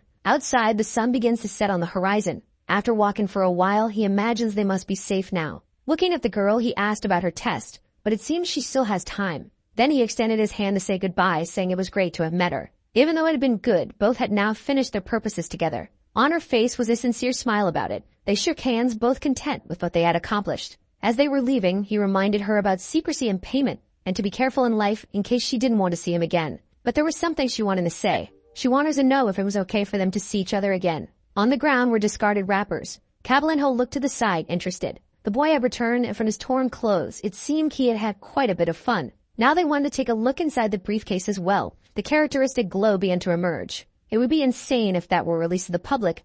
It would be enough to buy a few buildings. He congratulated the boy on the job and said he would send the payment soon. Smoking his cigarette, he looked at him once again. Jerryong seemed strange, so Kabalinho wanted to know if everything was okay with him. He wanted to know if it was because of the adventurer who died while fighting him. But he died afterward, and it wasn't a situation he should feel remorse about. Kabalinho asked if anything else had happened while he was there. The boy dodged the question, saying it was nothing and that he should stop asking. Looking at the briefcase, he asked if he could take what was left as it didn't seem to be royal jelly. Of course, all items that weren't part of the objective belonged to the smuggler. That was the rule. He wanted to know who the child that would eat it was. It could bring the dead back, but it had another use besides that. It could increase each individual's limits, boosting their potential talent. There wasn't much clarity on it, but it only worked on those who hadn't reached adulthood, so they wouldn't give it to someone for whom it wouldn't work. It was surely for someone from the warrior school. Jerryong said he was leaving and Kabalinho wished him good luck. He sent a message to give to her father to say hello, and the boy said he would if he got the chance.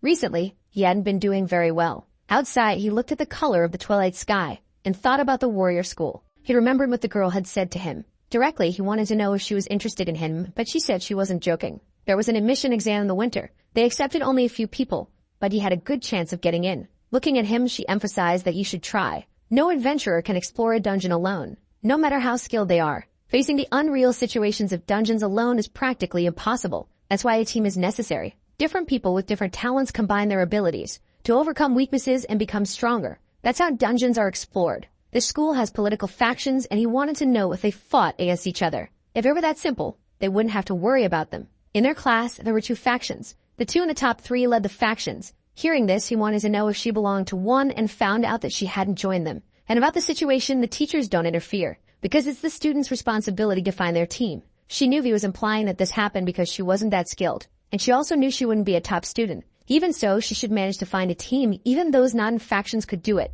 And one of the faction leaders didn't like her. It wasn't explicit, but it was noticeable. Behind her back, she intentionally isolated her from the others. Jeryeon wanted to know if she had stolen that girl's boyfriend, and of course, that wasn't the reason. In any case, she could survive alone so far, but wouldn't be able to do so in the upcoming years. That's why she wanted to hire Jeryeon. With his ability, or rather with him alone, she might have a chance to survive. Thinking about this, she looked at the medicines on the counter. Indeed, she's quite a funny girl. The girl sighed, exhausted, having had a turbulent day. She finally arrived where she wanted and announced her presence. She's at the dungeon barrier in Gangnam at the 12th location. Meanwhile, she thought about the boy she had met. As she was leaving, he said he had listened well to what she said and wished her good luck. In her mind, she imagined he wouldn't talk to her about the subject. While she was thinking, someone said she wasn't late. It was Kang, one of her instructors responsible for hand-to-hand combat training. She wanted to know if something had happened since she still had time, and he said there had been a problem. Monsters not common in certain areas had been seen. There were no casualties, but some students said completing the test was impossible and requested help.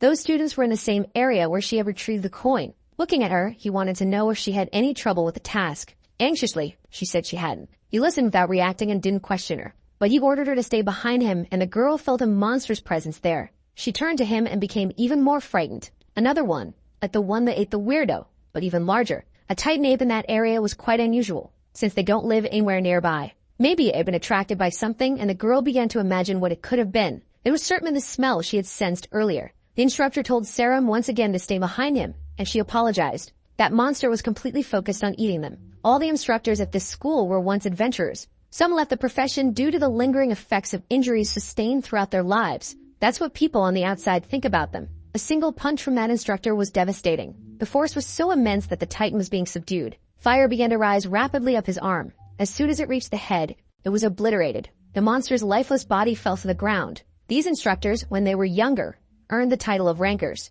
Even in death, the monster's head kept exploding. His prosthetic had been destroyed, and he said the girl was lucky he was there, because this could have ended in a very dangerous way. Even so, he rested his hand on her shoulder. It's very good to know she's safe. Now it's time to return to a safe place. People sometimes ignore the fact that the instructors there are also warriors. Back at school, they asked about the students who requested rescue. Those students would have to retake the test, which was very fortunate. He said the people who went there were just weaklings. As they talked, he said one of the weaklings was arriving. Looking at her, the one-armed man told her to go in and wait. He confirmed that everyone was there and she was to check the numbers and put on the uniform. Indeed, she felt much more relieved now. The girl said she had told her she would be fine. At least her tactic was quick. This fake person was Anisha, and she said she was very worried about her classmate. In response, she said she didn't imagine she would be worried. Continuing with the cynicism, she said it wasn't for her. That it was her sister saying those things. It all started 6 years ago. Zeke, Sarum's uncle, said she needed to increase her output. She should pay attention and stay focused.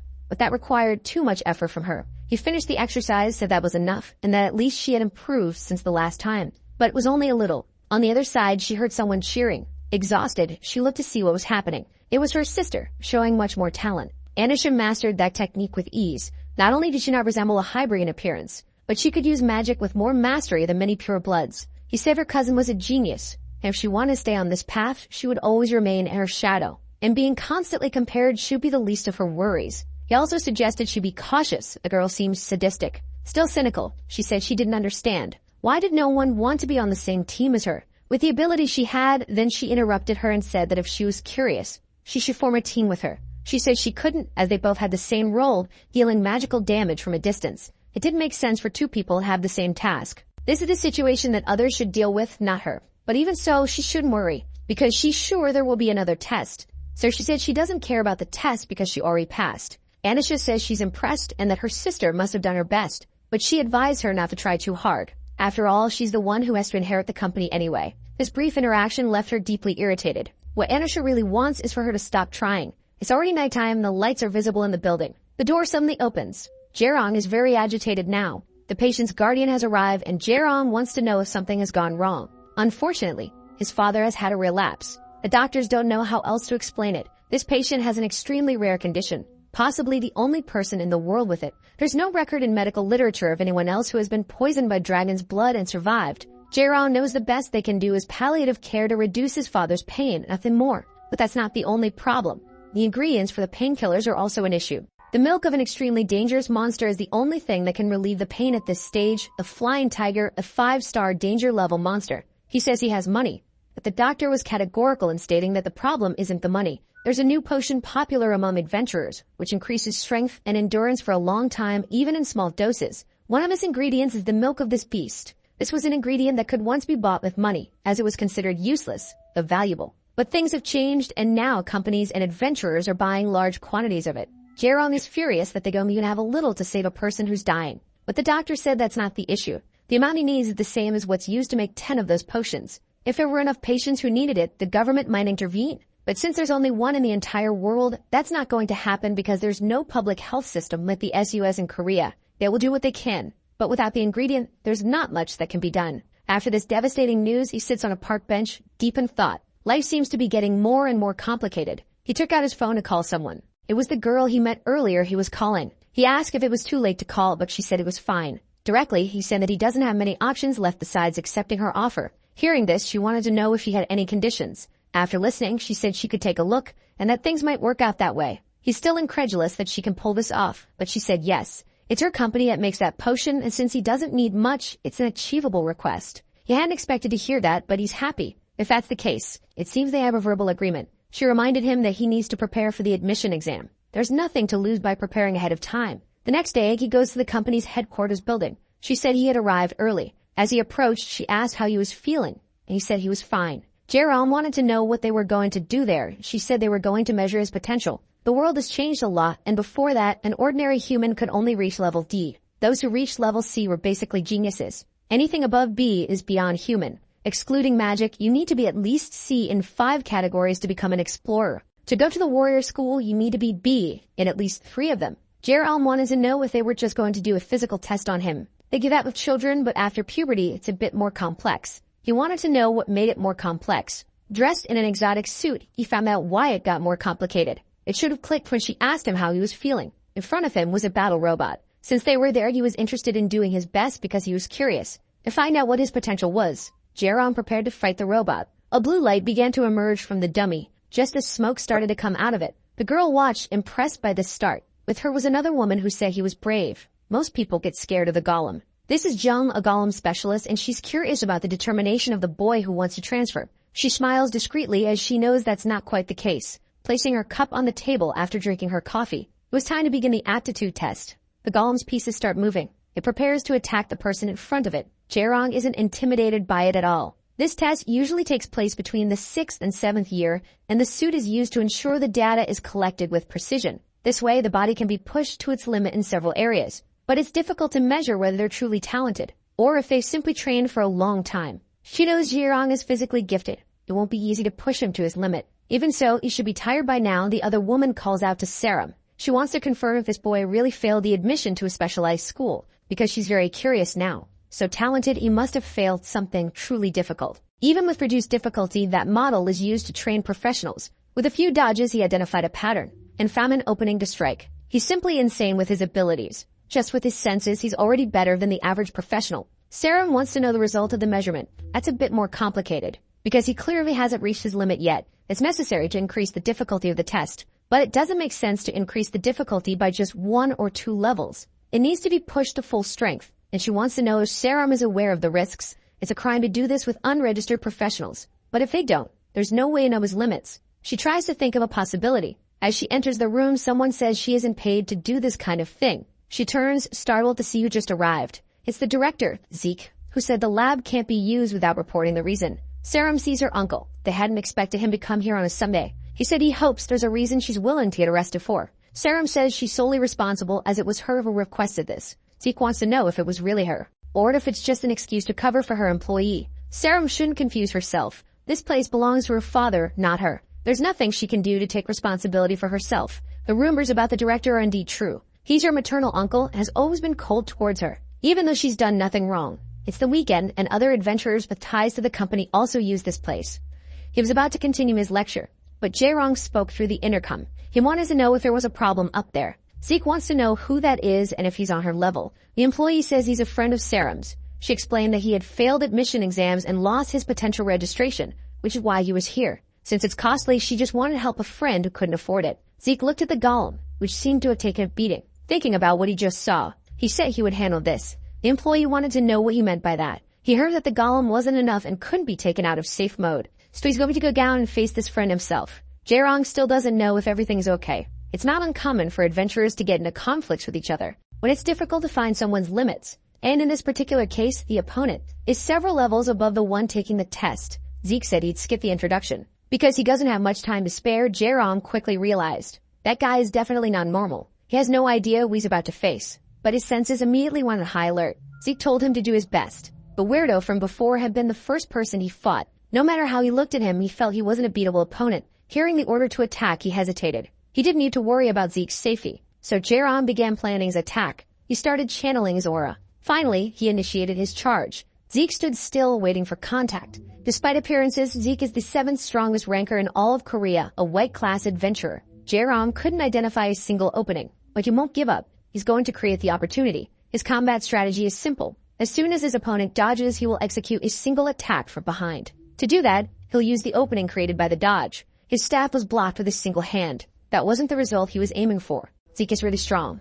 Zeke remarked that this kid is even more reckless than he had initially imagined. With Jaerong in front of him, Zeke struck him with a single kick. Jaerong felt the impact, which was brutal. His body was hurled toward the wall. However, he can't understand one thing. Whether he attacked that way because he knew it was a simulation or if he actually thought it would work. It doesn't matter what the answer is. The choice is foolish in both cases. With his foot, Zeke kicked the staff back into his hands. Even though Jaerong is still conscious, he had lost the only weapon he had. This made Jaerong more alert, and it made sense. Then Zeke returned the staff to him. So far, Zeke had been lenient with the boy's foolish choices. One more mistake, and Zeke promised he would make sure Jaerong regretted ever becoming an adventurer. He spread his feet, assuming an offensive stance. Jaerong doesn't know exactly why, but he senses that Zeke holds some kind of grudge against him, though he won't take it personally. He moved forward again to attack. Zeke assumed that since the approach was similar to the previous one, it would follow the same pattern. However, Jaerong planted one of his feet firmly on the ground. That made Zeke extremely alert. Before him, 2 attacks were coming his way. A ranged attack to catch him off guard afterward. Still not enough. Jaerong said that this guy probably isn't satisfied yet, which is good, because he had just begun. His staff was now glowing with a bright blue light. He prepared to execute a powerful attack. Zeke still didn't know what to expect from the boy. Once again, a series of attacks came his way. Exhaling some of his aura, Zeke said it wasn't bad at all. He clenched his fists tightly. Poised, he managed to defend against all the incoming attacks. From above, the employee observed the fight, thinking it looked like a battle between 2 professionals. Given the technical level of the fight, it's hard to believe that this boy hadn't been accepted into any school yet. To be honest, it's not like he's perfect at everything. Sarum wanted to know what she meant by that. He has a weakness that hinders him a lot. In that same aspect, she said, Sarum is far superior to him, and Sarum wondered what that could be. Because apparently he's fighting Zeke on equal footing. Now she's curious to know what's wrong with him. Jaerong narrowly avoided a blow. That punch nearly hit his unprotected face. The employee started watching the fight with concern. Jaerong had lost any advantage and was being struck repeatedly. He was in agony, unable to react quickly enough to block the attacks. But he mustered all his determination to fight back. He swung his staff in a way that pushed his opponent back. Zeke commented that Jaerong managed to maintain control of the staff at the last moment. That was certainly true. Zeke's fists sunk into the boy's abdomen. Once again, Jaerong was thrown towards the wall. The director is truly exceptional, and she knows he's still holding back. Sarum watches the fight closely. Zeke tells Jaerong not to dwell on defeat as it would have happened either way. But his journey to accepting defeat is pitiful. Jaerong lacks basic training. This is the same opinion the employee has about him. His talent and reflexes are indeed exceptional. But the fundamentals are missing. It's as if he's never trained in his life. Sheikah feels disappointed, thinking that if he had been trained in the basics, his potential would have been immense. Sarum remembered that Jaerong had told her he had never been taught by anyone. Zeke said he had seen many people like him. Even though they're talented, they don't dedicate themselves to refining what they already possess, but Sarum knows that's not the case with him. Zeke gave him some credit for that. However, he strongly suggested that Jaerong give up. Someone as weak as him could end up dead if he relies only on talent. Standing up, Jaerong said that Zeke has no idea about something. He's been talking so much nonsense, it's like he hates him for thinking he's lazy. Zeke was surprised because he had intended for his last strike to end the fight. Jaerong said he doesn't care about the results but wants to go for one more round, because now he'll show him the result of his hard work. The employee asked what was going on with them. She found it amusing that they wanted to continue fighting, but they already had enough data to calculate his potential. Even Sarum tried to intervene, saying it wasn't necessary to keep going. He could stop now and check his results. Zeke says that he doesn't know what he intends to do, but no matter what he does, the result will always be the same. He even thinks that the boy wants words of affirmation from him. To be frank, that's not quite what he's seeking. Jaerong is really irritated, and all he wants right now is to beat up this arrogant elf. With no one to teach him, he had to learn everything from scratch in his own way. Even so, things weren't that bad. Hirata has a natural talent. That's how he managed to fill the gaps that basic training would have taught him. Besides, he has vast field experience. That made him capable of doing whatever he wanted. Exceptional progress, but it never crossed his mind that he was better than the others. In fact, he was often disappointed by the frauds who in the end were weaker than him. But that elf over there is different from everyone else. Zeke now wants to hit him so hard that the boy won't even feel anger. He's a monster beyond Jaerong's reach. Seeing the aura being exhaled, he notices something. Now he's really being taken seriously by the elf. When faced with someone he considered a real challenge, his blood started boiling without him noticing. Watching the scene, the employee says this is madness and doesn't know why the director is like that too. Sarum noticed that his base is different from before. His posture and weight distribution are a little more aggressive. Now they are 2 completely different people from before. Jaerong calmly sighs after preparing himself. He initiated his attack. This time things would be different. He executes his first strike, which is intense. Even though Zeke dodged, his cheek was superficially cut. Not even the employee can believe what she's seeing. Jaerong is really attacking in a different way. However, even so, Zeke continues to dodge everything. Compared to before, they are still simple and rough movements, but there are no more openings. She doesn't know who taught him, but that is simply phenomenal. All Jaerong wants now is to beat this elf. He remembers who he used to observe when he was a child. Everything that man did, he imitated as best as he could. Tired of dodging, Zeke catches the staff with one of his hands and begins his counterattack. which the boy defends. When he was just a little J-Rom, he happily imitated. Now he's facing the strongest opponent he's ever encountered, so he definitely wants to beat him up too. That man found the little child's dedication interesting. This time, Zeke landed a hit. He looked somewhat intrigued by that tiny being. Zeke missed. J-Rong had narrowly dodged the attack. The little boy seemed quite interested in it. Now he wields his staff to deliver a counterattack. He looks eagerly to see what will happen. J-Rong is fully confident in his abilities. The man just patted his little head and looked at him full of admiration. That attack would have been devastating if it had hit. Zeke had to jump. As soon as he lands, there will be an opening. He knows that if J-Rong strikes, he won't be able to dodge, but he's determined to give him what he's been seeking in this fight. Since he can't dodge, he goes straight for the boy. They watch, too impressed with what's happening. Smoke rises in the arena. That was the final blow. If he hadn't used this bizarre staff technique, he would certainly have won if he had continued. Zeke wants to know if this is a display of pride on his part. Smiling, he says it's not. He simply only knew that much. That's all he had memorized. In the end, he just ended up taking an even worse beating. Even so, that wasn't bad at all. Zeke is not very well liked among his peers because he's annoying. But no one can complain about his actions, because his skills are truly powerful. Extending his hand over J-Rong's face, he prepares to do something. The aura begins to gently increase. In response to his niece's concern, he tells her not to worry. The boy will be fine. He just healed his wounds. He just wanted to confirm with her if the boy's name is Yu J-Rong. Zeke is one of the top 10 rankers in the whole country, and he didn't expect something like this that day. Who would have thought he'd meet the son of that guy here? Zeke is the greatest healer in Korea. The sun finally starts to set. Someone tells Zeke that if he was going to be late, he could have at least sent a message. He could have at least had a coffee and relaxed. Now they'll be late for the briefing again. And every time they're late, people always think it's his fault. But Zeke says something happened, and it took longer than expected. The young man says he heard that Zeke was dueling with a boy, but given the delay, he thinks it must have been several. As soon as he looks at him closely, he's surprised. There's a small mark on his cheek. Looking more closely, his surprise grows, piquing Zeke's curiosity. He wants to confirm if that thing on his cheek is really a cut. Impatient, Zeke asks what else it could be if not a cut, but he can't believe it. So this boy must be ready to go to school, and he must be 16. But Zeke says he's 17. It seems he'll try to enter the warrior school during the winter admission. Indeed, it exists, but no one has passed in the last 3 years. For sure, he has a chance. Cutting Zeke's cheek is not something easy. This new generation is really coming in more and more terrifying. Zeke says comparing people with elves is disproportionate, and he's sure the boy is no different from the young man. Kang says there must be a difference. He's ranked 19th, a black class explorer, leader of the Nyx attack squad. He believes he has the upper hand over the boy. Both in talent and experience, he's only 21 and graduated from school a year and a half ago. Zeke just sighs after hearing that. He said he hadn't seen that car yet, and the young man said he barely spends his money, so he allows himself certain privileges. Jerry-On remains lying on a stretcher. After some time, he finally gets up. Looking at his hands, he notices that all of his wounds have been healed, and besides that, he doesn't feel any pain. The girl says he's finally awake. She wants to know what he was thinking, and if he really thought he could win, but he says that wasn't quiet. He had just been really angry, and it was the other guy who had started it. But even she doesn't understand why her uncle would want to fight the boy, and Jerry-On wants to know if they are really related. And indeed they are. He's her uncle on her mother's side. Faced with his silence, she becomes curious.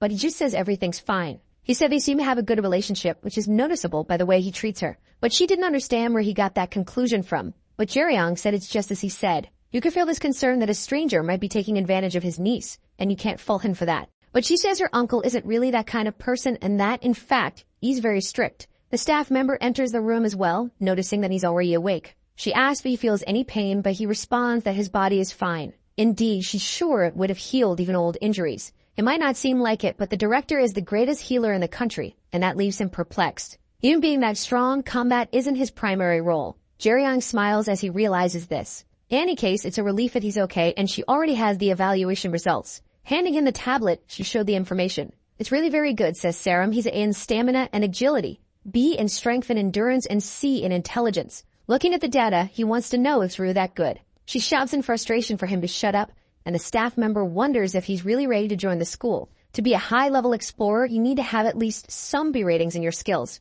However, it's necessary to have balanced stats. There's no point in being too agile if you lack stamina. Even if you're very strong, all that strength is useless without agility. She says that even normal people have C-rank abilities, but things change when you have more than one. Having C or higher in strength, stamina, and agility is something one person in 10,000 possesses. If they're B, it's 1/5,000,000, and that alone places him among the best explorers. He not only has a B in strength, but A in the other two. Besides being balanced, his stats are way above average. Even though it's his first year, he's going to be on the same level as that monster. Looking at him, she asked if he wants to hear something interesting. The person he had just fought doesn't have a single stat higher than A. Stats are just the total potential. They don't translate to what a person has in practical ability. Even with good stats, the real difference comes from training. And that's not the only variable. There's also what can't be measured, like fighting spirit and field experience. It may seem a bit cruel at first, but she has seen many explorers who have filled those gaps through sheer determination. Sarah blushed because she knew the woman was talking about her.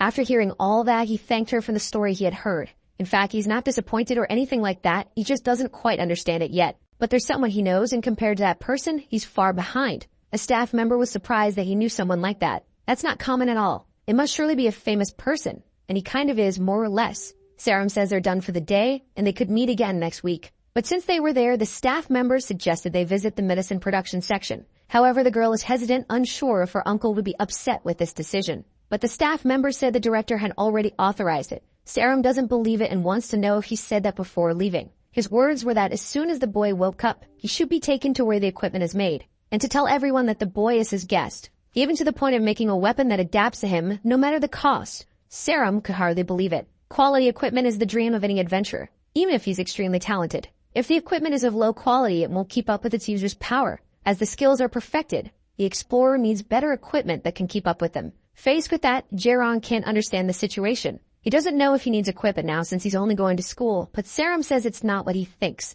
The boy assumes that at school, they'll receive equipment for the students. Hearing this, they don't even know what to say. Sarah knows it's all her fault. If it were a normal institution, his assumption would be correct. Each school has its own rules about the equipment that can be used. Jae-rong imagined that this is the case with the warrior school, since they have the most resources. Jung says it's not about resources, but that the school has different ideals. There's a difference between talent and skill, and obtaining good equipment is a skill in itself. That's why the school requires students to bring their own equipment. To him, this only benefits those who have resources, and he asked them if being rich is a skill. He's not wrong about that, but it's possible for students to have good equipment even if they don't have any money. Entering the school implies that the student has the potential to be a great explorer with the potential to become a star. That alone can be used as an advantage because there are people who want to invest in that. Students quickly attract the interest of various companies that see business opportunities in them. The offers are incredible since all of them are very large companies. She herself received a scholarship from the Jinsong Group and a guaranteed job until she wanted to retire. Without showing surprise upon hearing this, she finishes by saying that these are the doors that open when you enter this school. What won't be lacking are opportunities for him to prove himself among his peers.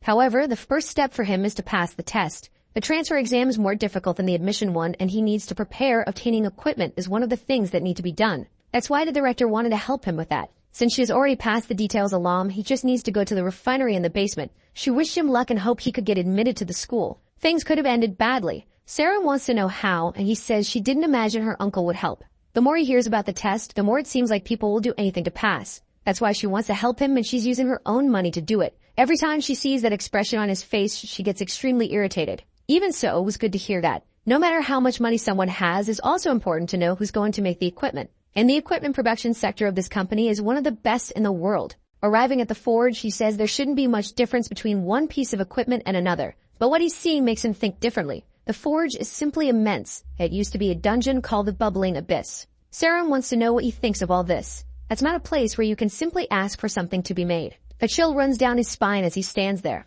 A massive figure is behind them both. On its face, a huge eye glows. The boy immediately turns, ready to react to the situation. The figure says that Zeke woke him up from his weekend nap, and yet he doesn't even personally come to the forge. Jerryon asks if this is a monster, but Sarum says it's not. Actually, he's the head of the equipment production division. In truth, the boy isn't entirely wrong either. He's an ancient titan called Argus, and from a human perspective, he's a monster. But he obtained naturalization in Korea through a special rite. Lighting his cigar, he asks who the human Zeke talked about is. He wants to know if it's this little boy in front of him, or if it's the elf's Mies, but she says that the information has already been passed on to him. But he says that digital information is a human thing, and he doesn't care about it. His employees are in charge of that, but today is a day off, and none of them are around. Even so, that's not important at all. Since he was asked to take care of this personally, it's time to get to work. Then he asks if the weapon the boy carries is his main one, and Jerryong says yes. If that's the case, Argus orders him to try to hunt him. Sarum became anxious and wants to know what he intends with this. For his species, this is necessary. Unless the boy proves worthy, he won't put any effort into the task. Even so, Argus says the boy seems different from others he's seen. His eyes are ready and accustomed to hunting, and he has a sense of hostility that can still be refined, and once again he told the boy to try and give him a beating. Sarum remains anxious about the situation, seeing that Jerryon was preparing himself. and she told Argus that he usually doesn't turn down challenges like that. Immediately, his eye widened. The boy was already engaging in attacking him. The staff is wielded with mastery, striking him with force. Serum watches the beginning of the fight apprehensively. The cigar falls to the ground after the impact. To Argus, that is simply impossible. Without having suffered any damage, he wants to know where the boy got that weapon. That reaction left Jeryeon confused. He was sure it had been clean. Indeed, there are many monsters he couldn't take down with just one blow. But the feeling he had when he struck this one was like hitting a huge wall. It's not just about strength, it was like hitting an inanimate object. Intrigued, he wants to know what kind of monster he just hit. And there's another reason Serum is so worried and distressed. Monsters are given danger classifications designated by stars. 1 star means they are capable of killing humans. And monsters in this range can be defeated by a normal person, as long as they are armed. With 2 stars, the difficulty rises considerably. They can be defeated by trained people equipped with firearms. Things get much harder with 3 stars. They can only be defeated by armed troops with heavy equipment. With 4 stars, the situation becomes catastrophic. Ground troops focus on evacuating civilians and minimizing casualties. After the evacuation, they are destroyed with artillery and bombs. That's the limit of what the military can handle. Anything above 5 stars is beyond modern military capability. Even if they defeat such a monster, it will be at the cost of massive firepower and nearly irreparable destruction. To reduce the damage, elite squads of the best explorers are sent to deal with these monsters. Argus is a 7-star monster, and once again, he asks his question. He wants to know where the boy got that weapon. Jeryeon wants to know if it hurt him more than it should have, and he doesn't understand why there are so many questions. Argus says it's good for the boy to think very carefully about the answer he's going to give, because it was he who made that staff. Hearing that, Jeryeon was surprised. Now irritated, Argus said he would ask only once more. He wants to know why this weapon is in Jeryeon's hands and not in the hands of the person it was made for. If it was made by Argus, that weapon alone is ranked above A, and it should be cataloged in the association, along with the owner's data and exact location. It's not an item a smuggler could easily get their hands on. Serum doesn't want to believe that he might have stolen the item. Jeryeon says he's not going to tell, and besides, he has no reason to answer. Serum says he's being really stupid, and Argus says he understands. And now he will take that into account. Immediately, only one thought was running through his mind. It was death. There was no way to dodge that. He had no idea how to block the attack. There was no apparent weakness in the hand of that monster. If he tried to absorb the blow, he would end up dead anyway. His only option was the third choice. The last technique he learned by watching his father. The Titan noticed something was happening. Even so, he carried out his attack, striking the ground. When 2 forces collide, the larger and stronger one always wins. But the outcome is different if they are not directly opposing each other. By precisely calculating the angle and position, even though winning wasn't a possibility, it's possible to redirect the resulting force. Serum can't believe he managed to dodge an attack from a 7-star monster. The Titan waits for the next move. His only chance now is to use the needle to strike the monster's single eye. However, before he can even get close, he's caught by the giant's prosthetic hand, which now pulls him closer to its face. He's firmly trapped and can't move. Serum pleads for him to stop, saying the boy may seem suspicious, but she says he still doesn't have the right to attack a human and should be aware of the consequences. Except in dangerous situations, naturalized species cannot attack humans. If that happens, the aggressor loses their rights and is treated as a hostile monster. Releasing the boy, he says she shouldn't worry. He understands that clearly, despite everything. He finally realized why the boy had the weapon he made. That's why Zeke woke him from his weekend nap. Faced with that, he apologized and said the boy has every right to carry that weapon, and that he'll make sure to pay him back for his mistake. Then he noticed something with his single eye. It's been 30 years since he was last hurt by an attack. Serum doesn't know what he's talking about because she didn't understand what happened. He asks if they know why he works for humans now. She thinks it's because he was hunted by the attack squad 30 years ago, but he says that's not it. He's surprised that's the story humans tell, as they weren't even able to touch him. The one who hunted him was a man who did it alone. He was the one who cut off his hand and had the chance to take his life, but chose not to. As he says this, the boy is watching him. Likewise, he looks back at the boy. Argus has always been an incredibly powerful monster. He was ready to fight against that hunter. In his hands was a battle axe. It was the boy's father who hunted him. The ancient titans are the strongest among the giants. They have an unknown life expectancy and fewer than 10 of them are known. Their physical abilities are beyond human comprehension, but they are widely known for their skill in forging equipment, which have special powers or even artifacts. This is the skill they are born with. The closest to this are the dwarves. Unlike the titans, the dwarves chose to coexist with humans. The titans, besides not opting for that, saw humans as unworthy. Something happened 30 years ago during Argus' subjugation. At the door of his forge was an automaton colossus, a 4-star monster. They want to know if the communication channel with the base is still down. All magical communication is cut off. There must be something blocking the signal. Terrified, someone says he's coming, and they should prepare for impact. The colossus attacks the invaders without any mercy. The shield bearer tries to hold back the blow with all his strength. Behind the automaton, the girl prepares to deliver her attack. She needs to seize this opening before it's too late. Her strike is precise, but it's deflected by the helmet. That wasn't the result she was looking for. Her sword was completely ineffective in penetrating the armor's defense. Faced with that, the automaton prepares to retaliate. Then it hits her with its shield. She flies several meters before crashing into the wall of the place. Everything was completely beyond what they had imagined. Yebik's attack squad was among the best in dungeon subjugation. However, in the bubbling abyss, they were completely obliterated. They had already faced 7 colossi in total. Even if they defeat one, another appears right after. If the other team performs the same way they did, it will be the end. The shield bearer ordered his companions to flee, because he knows it's going to be difficult for all of them to leave this place alive. As he speaks, the automaton strikes again with its sword. But the young man reacts quickly with his shield. He managed to defend himself. His ability allows him to consume energy to enhance all these physical attributes. After activation, the user is incapacitated for a while. With the sword parrying on the shield, he used another ability, push. This caused the automaton to lose its balance. The young man knows that if his leader uses that ability now, he will be in serious trouble. But he had already said they wouldn't all make it out alive, and they don't have the strength to defeat that monster. However, it's enough to buy them some time. Being optimistic, he might end up getting lucky and still have a chance. But then they quickly feel an overwhelming presence. Argus asks what is happening in his forge. At that moment, they realize they were doomed. Argus wants to know if there are still cockroaches the automatons haven't managed to kill. Just being in his presence, they feel an intense terror. The leader was emphatic and shouted for them to flee immediately. With the little strength he had left, he charged toward Argus. All he wanted was to buy a little more time. But he was swept away with a single blow from the Titan, who incinerated him completely. There was nothing he could do. Argus was certain they were inferior to him. Both their bodies and the equipment they carried were trash. Ruled by inferior beings, this world is doomed to ruin. Intrigued, he looks at the one standing before him. The mage wields his staff, trembling. It's slightly exciting to observe that, even with fear, he's still loyal. Though in the end, it doesn't mean anything. But the boy knows he won't be able to deal with a monster that even the leader couldn't handle. Then, a man appears saying he had already told them the place wasn't safe. If they had gathered information little by little, they would have prepared better.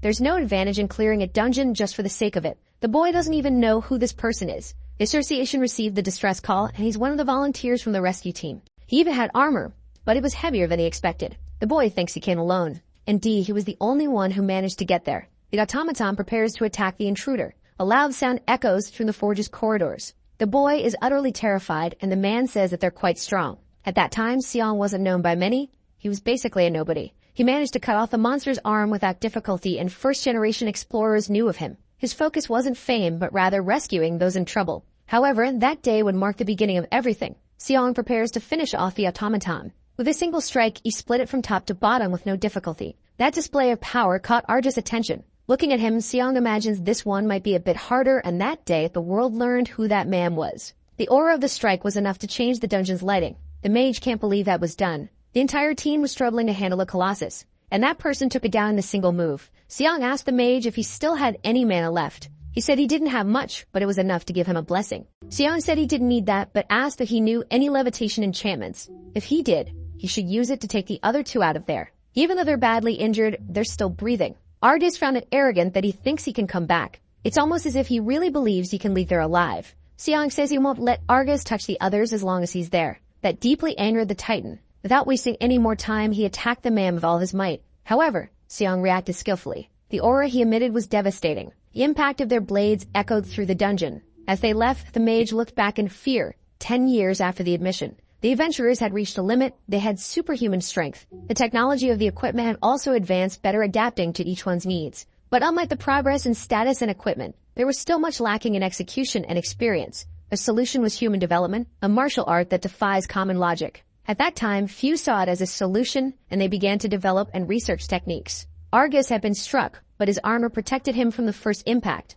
Xiong continued and delivered another blow. He was one of those people who perfected that martial art. The mage looked happy, thinking the monster had been defeated. But soon, his expression changed again. Argus says that guy is different because he knows how to use what he has in his hands well. If the weapon he wielded could withstand even half the strength he possesses, the result would have been different. The edge of the blade had melted from the strike. He still couldn't afford the best equipment, and it wasn't the first time this had happened with an axe. So he looked back to see those he had come to rescue. He was relieved to see they were almost out of the dungeon. Now he needed to defend himself against the hostile monster. His flaming sword was blocked by the axe's handle. Argus commented that his defense and dodging skills were among the best he'd seen in humans. However, the axe Seong wielded was worse than anything he had ever seen. Even though he could defend, the axe couldn't handle much more. Preparing to attack once again, Arjus said that now it would be the end. But that's not what Seong wanted.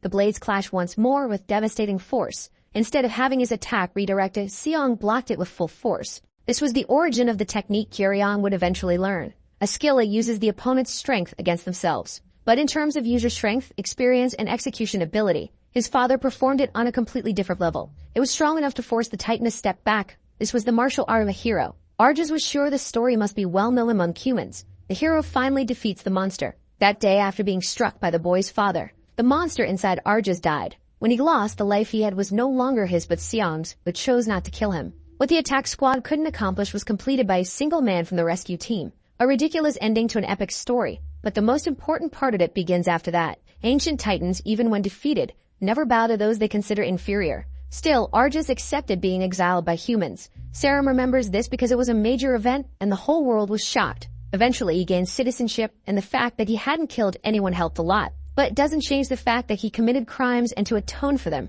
he was given the task of forging equipment. However, this story is completely different from what she had learned. Arjus said that the staff the young man carries was made as a gift for his father. Even though his father never asked for it, Arjus thought he deserved to carry something like that. He always knew it was very solid, but didn't think it had anything special, which is why it wasn't pawned, as they thought it was useless. In fact, he's not wrong, it's only good for hitting people with brute force. That wasn't exactly what they expected to hear, and Sarum is stuck on the part where the boy mentioned pawning. Arjus said it was pretty simple, and the boy should already know this. He asked if his father used that as a weapon. He would have made an axe for him as soon as he brought the remaining material to make the blade. But one day he lost contact with him, and since he couldn't leave the dungeon, he decided to send what he had already made to the boy's father. Even though he can't say for sure, he imagines he won't be able to complete that weapon. But that's not entirely bad. So he asked for the incomplete weapon to be handed over to him, because now he will finish what he started, a masterpiece not for the father, but for the son. While the Titan works, they return to the upper floors. Sarum looks at him a bit curious about what she had heard.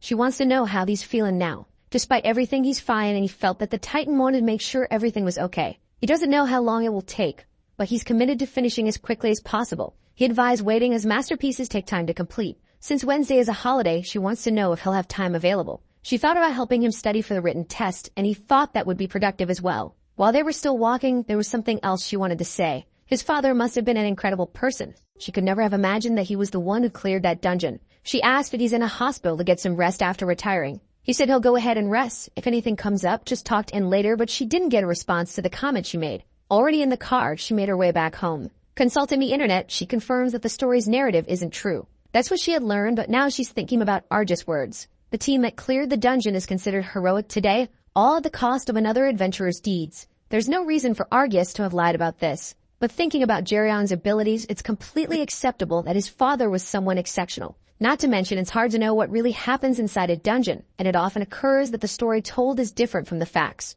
Seong is known as the False Dragon Slayer. He was once considered one of Korea's greatest. It was later revealed that everything was just blackmail and false statistics, which he confessed after being injured. There's even an article about the event online, debunking his achievements. This left her uncertain about what she had heard and what she was reading. The result of her practical test was now available. Inside the school, in the department responsible for dungeons, a staff member is thanked. Professor Cho apologizes to Kang, who couldn't rest over the weekend because of her. But it's only her first year, and it's important for him to observe the first-year students. She says things are pretty intense there, not only as a teacher, but the freshmen are much more talented than she was at the same stage. Now she wants to know if he expected the top student to be that particular one. Indeed, it was unexpected. Kang says that's not an easy result to predict. Sarum can't believe the exam results, as there are many geniuses alongside her. Coincidentally, all of them are hybrids. The first is D.F. Choi. He inherited swordsmanship talent from his father, a white-class explorer combined with the magical talent of his elf mother.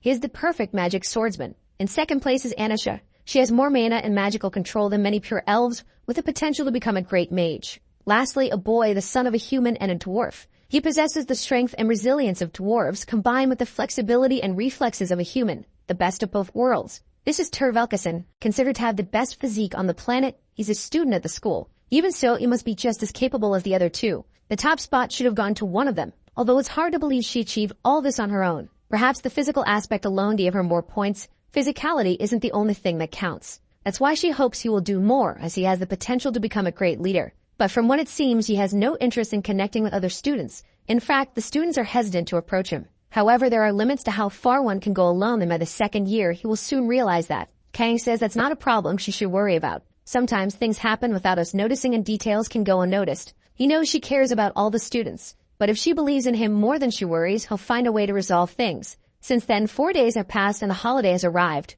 A group of boys is gossiping about what a girl had done, but one of them ends up bumping into a huge person. He turns around to confront this person. He wasn't expecting to come face to face with a figure chiseled like a bodybuilder, lean and ripped, practically spitting sand from his mouth. The champion of the Arnold Classic begins to speak, and he apologizes to them, saying he was distracted and didn't see them on the way. The boys are still terrified and apologize even more, intimidated by the man's imposing physique. After the interaction ends, he notices his shirt is dirty. All he can think about is how unlucky he is. The truth is, he misses his mother a lot. Stick Yubin went to Europe, but she was a successful hunter in Korea. She used to tell their son many stories about her time as an explorer, which fostered his admiration for Korea and its culture. Thanks to the opportunity and his natural talent, he entered the warrior school through a special transfer test. Unfortunately, though, he is an extremely introverted boy. He does want to interact with his peers, but he fears being ridiculed because he doesn't speak the language well. He hates this aspect of his personality. Seeing that he's uncomfortable, his classmates apologize for talking so loudly. But neither do they know that the giant is introverted,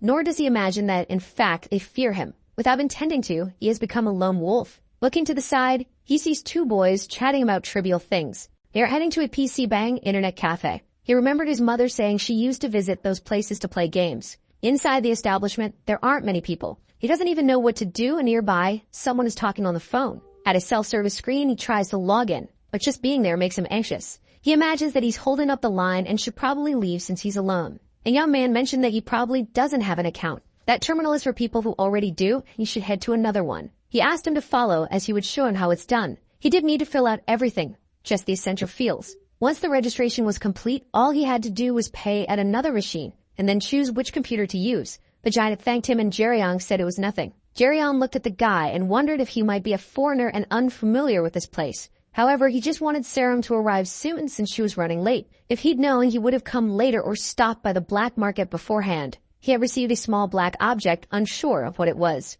It had been in the chest with the jelly, and he wanted to know what it could be. It was smooth to the touch, but it probably wasn't something edible. Since he didn't know what it was yet, he decided to keep it stored for now. If he needed money, it'd be better to sell the other item, which contained Enkil's blood, one of the 3 great disasters of the Agar forest. In recent decades, even though many attack teams had tried, no one had been able to subdue the beast. All they had managed to obtain were a few scales, and an insignificant amount of the creature's blood.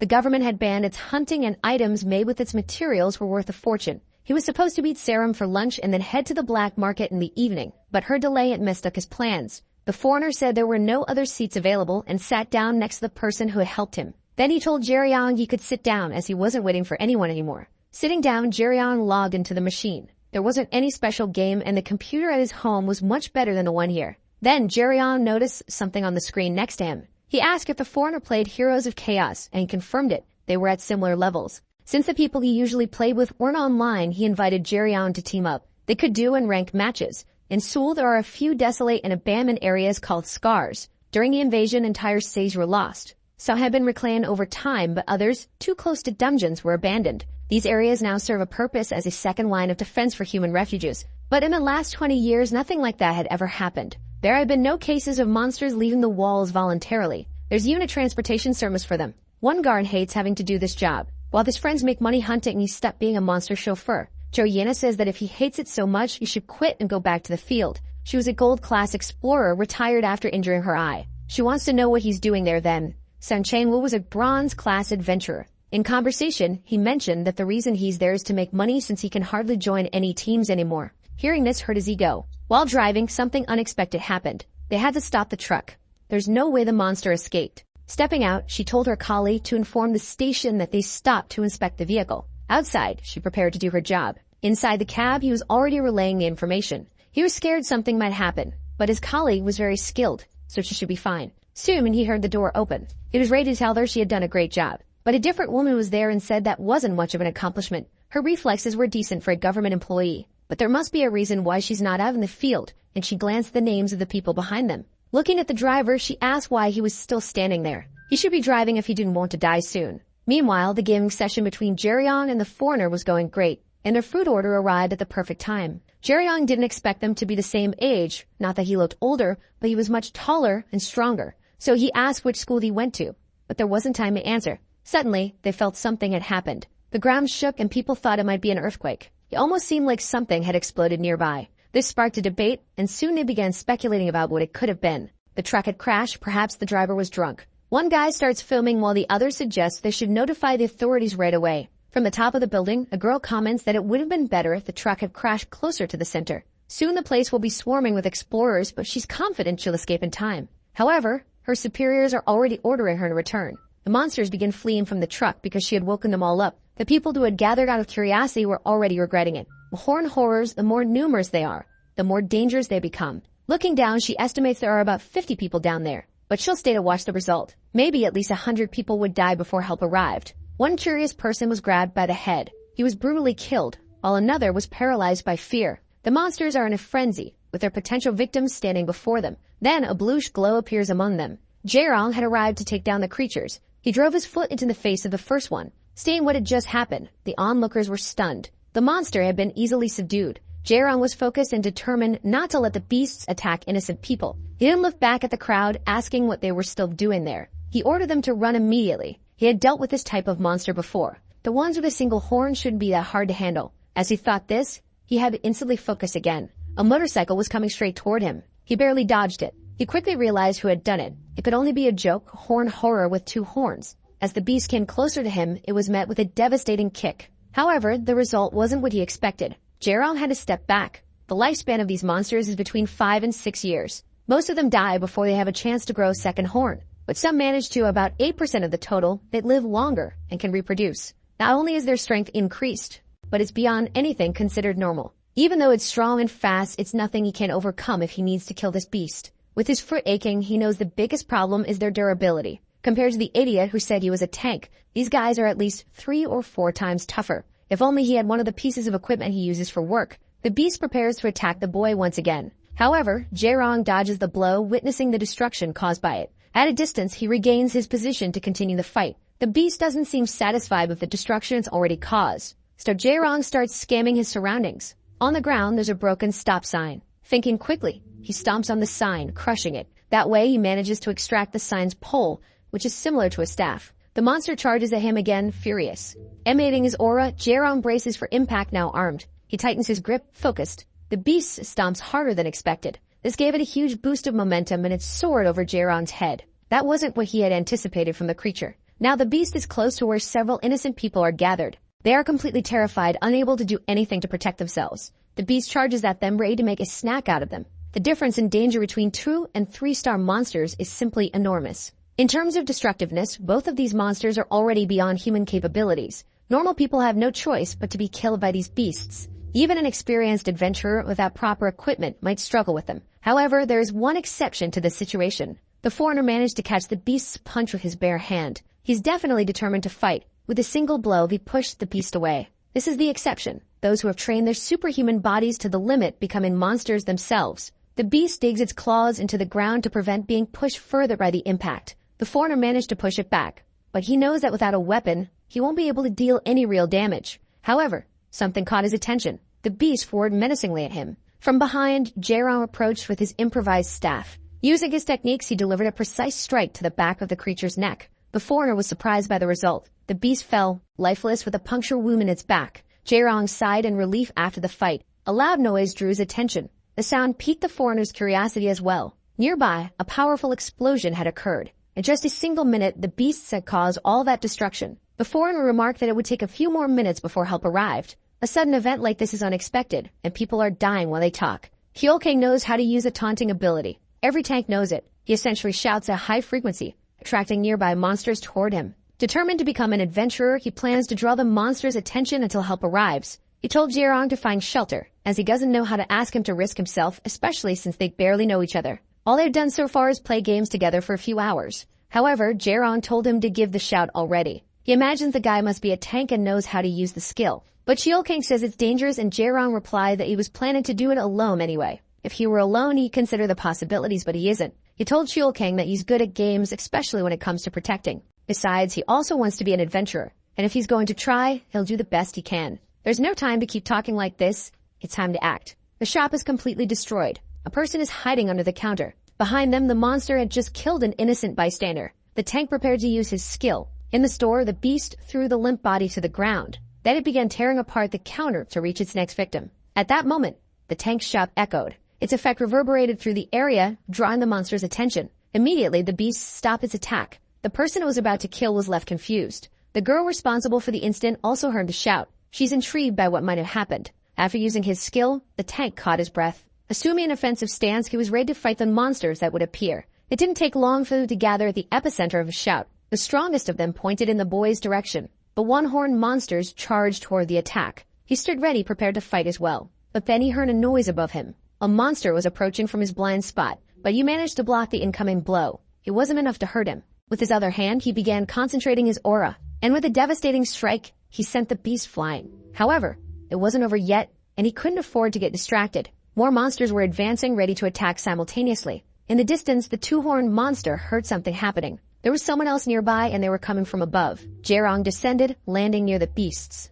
There were two of them, each with two horns on their heads. Looking at the crashed truck, he wondered what was going on there. They were gathering the bodies of the dead in the truck. That's why there weren't so many bodies scattered on the street. Now the two horned ones were moving to attack him. Jaerong waited for them to get a little closer. They're fighting up close and without equipment. The odds are low. In the current situation, it's easier for them to get in each other's way than to help each other. So he would focus on drawing the weaker monsters since he was the tank. Jaerong was closer, and now was his turn to attack. His task was to take down the strongest one since he was the damage specialist. His improvised staff was ready to strike again. He moved so quickly past the monster that it didn't even realize it had been hit. But there were several marks on its body where the staff had struck. Compared to a needle, this was much weaker. If Jaerong had his usual staff, things would have been very different. With a staff made of ordinary materials, there's not much he can do. Even so, he's doing his best to fight. Although it's not the same, he's aware that there's a chance. That time Zeke fought him barehanded, and despite a few fast and powerful strikes, none were overwhelming. Yet those hits slowly wore him down. Now the monster was in mid-attack. Quickly, Jaerong managed to fend it off with rapid strikes. He knows this won't stop the beast's attack, so he dodges the ongoing blow. Even the smallest mistake here would cost him his life. He strikes again swiftly. This is a unique opportunity for him despite the danger. A chance to grow even stronger. He needs to seize this moment and come out victorious with whatever he has at his disposal. Another beast approaches, ready to attack. But in his mind, he remembered Zeke's evasive movements during their fight, and he managed to emulate similar moves. After his father, this was the first time he had encountered someone as strong. With this experience, he perfected his fourth skill, the rain of staff hitting the monster in front of him multiple times. After being brutally struck, the beast falls to the ground. However, unexpectedly, one of the creatures grabs his foot. This immediately puts him on edge. The monster threw him down, shattering the concrete. Jaerong spits out blood after the violent impact. 2 against 1 is a tricky situation. Even though it's not fair, he has no choice. This isn't a fight between humans, so things can be different. Before he could react, the tank arrived, repelling the monster. To the tank, luck is also a skill. Watching through the phone camera, 2 people were amazed by their performance. They had defeated dozens of monsters, just the 2 of them without any equipment. Dong-yoon was thrilled that he managed to record the whole action, but his friend pointed out that he only filmed it because he was too scared to run away. Ken wants to know who these 2 are since they look younger than them. Judging by what they did, they must be gold-level hunters. Either they're students at the warrior school, or they're rookies who haven't made a name for themselves yet. Either way, he plans to post the video online and asks if his friend can make a thumbnail on his laptop. The news will be out soon and doesn't want to miss the potential millions of views. Exhausted, the foreigner thought the rescue and containment team would have arrived sooner. However, only the 2 of them were really able to resolve the situation. Jaerong apologizes for interrupting his cool stance, but he needs help getting up off the ground. So they finally shake hands. They're both pretty worn out, and when asked if he's okay, Jaerong replies that he's more inclined to say no. Maybe he has a fracture or 2, but considering what he was expecting, it wasn't so bad. The foreigner was amazed that Jaerong managed to handle the 2 two-horned monsters. Jaerong returned the compliment, saying his friend had dealt with 9 monsters in total and still helped him with the last ones. But the foreigner points out that his were just 2-star monsters. Since they were chatting, he asked which school Jaerong goes to. Maybe reality was different from what he had heard, as he heard that schools around here weren't that great. He apologized, saying he didn't mean to speak poorly of Jaerong's school, even though he assumed Jaerong was also from the warrior school. Without answering, Jaerong asked how well-ranked his friend was and how many people there were stronger than him at his school. But the foreigner didn't know, as he talked to very few people and despite taking some tests, wasn't sure if they could properly assess his abilities. He guessed he was probably somewhere in the middle. Now he's wondering how he's going to help his elf friend. Either way, there's still one last thing to handle. He wants to know if that monster plans to stay on top of the wagon doing nothing. It was the only one now drawn by the taunting skill, and there might be something different about it. But he doesn't think that it's the special one among them. There's a lot of blood around the area, and surely there must be something else inside, and that something is what's special. For now, he thinks they should just keep watch since they could easily deal with this last monster. A loud noise starts coming from the wagon and it begins shaking violently. A hand suddenly emerges from the hole in the roof. This surprised both boys. The monster is being pulled inside violently. Unit's claws couldn't hold on. Something inside is definitely devouring it now. The horned horrors live in a society similar to that of a tribal system. Those with 2 horns act as parents and chiefs, leading hordes of no more than 10. These small tribes unite, increasing their numbers and strength.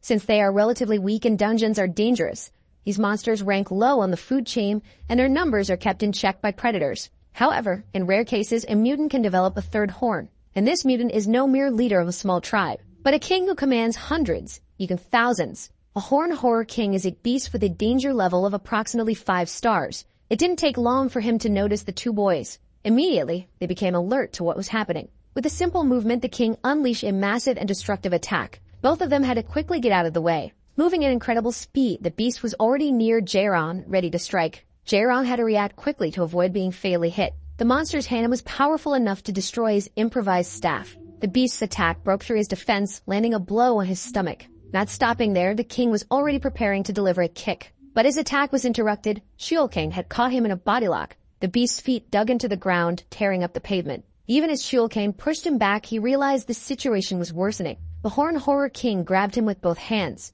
With no effort, the king lifted him off the ground. Then he slammed King into the earth, creating a massive crater. If there was one thing they didn't have now, it was time. 2 geniuses who would eventually grow to reach the full extent of their potential. But in the current situation, maybe they wouldn't, even if they could use everything they knew. There was a vast gap that couldn't be bridged. Jaerong rose, staggering, yelling at the monster not to do it. With his attention focused on the boy, the king prepared another attack. The red glow of its aura was nearly upon him. Jaerong took the hit head-on, unable to defend. With that, the beast seemed to have fulfilled its desire to strike. However, it felt something else was still happening. A far more dangerous presence than the king was now on the battlefield. Night had already fallen and Seong still lay bedridden in the hospital. Before he disappeared, not many people knew him. Now the monster was utterly terrified. There is no one in this world who can precisely explain what Seong left behind. 11 years ago, much happened. Amaya made an unexpected confession to the press. He admitted all of his wrongdoings and begged the public for forgiveness. That event shocked the entire world. 12 hours before the boys engaged in their battle with the monsters,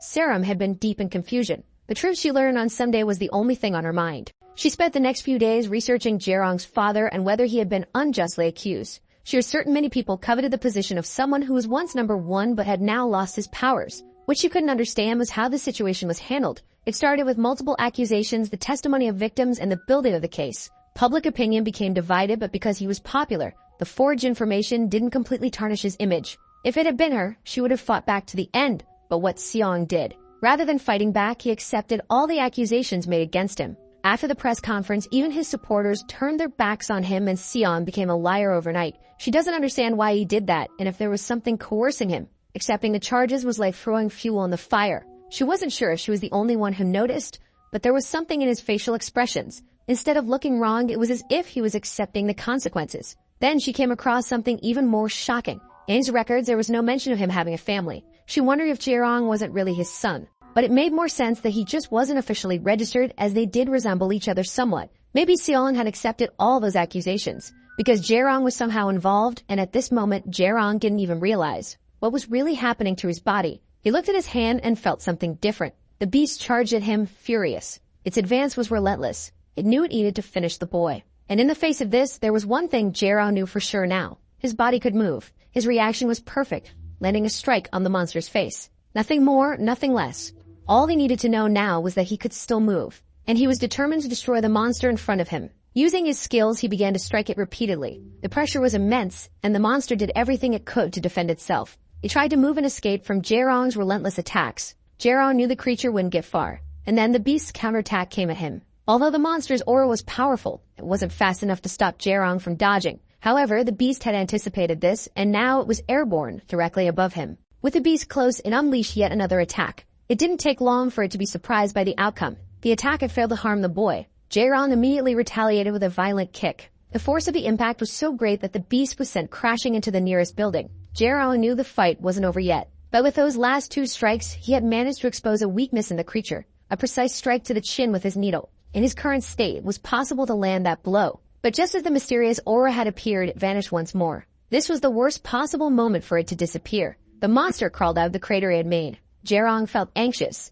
The energy that had been coursing through his body was now gone. There was nothing left for him to defend against the incoming attack. As the beast continued its charge, it noticed something. The truck's container was falling directly on its head. The beast was struck. But there's a reason why explorers have distinct roles. Each one is suited to a specific function. The impact from the container wasn't enough to stop the beast. It charged toward Chul-kang.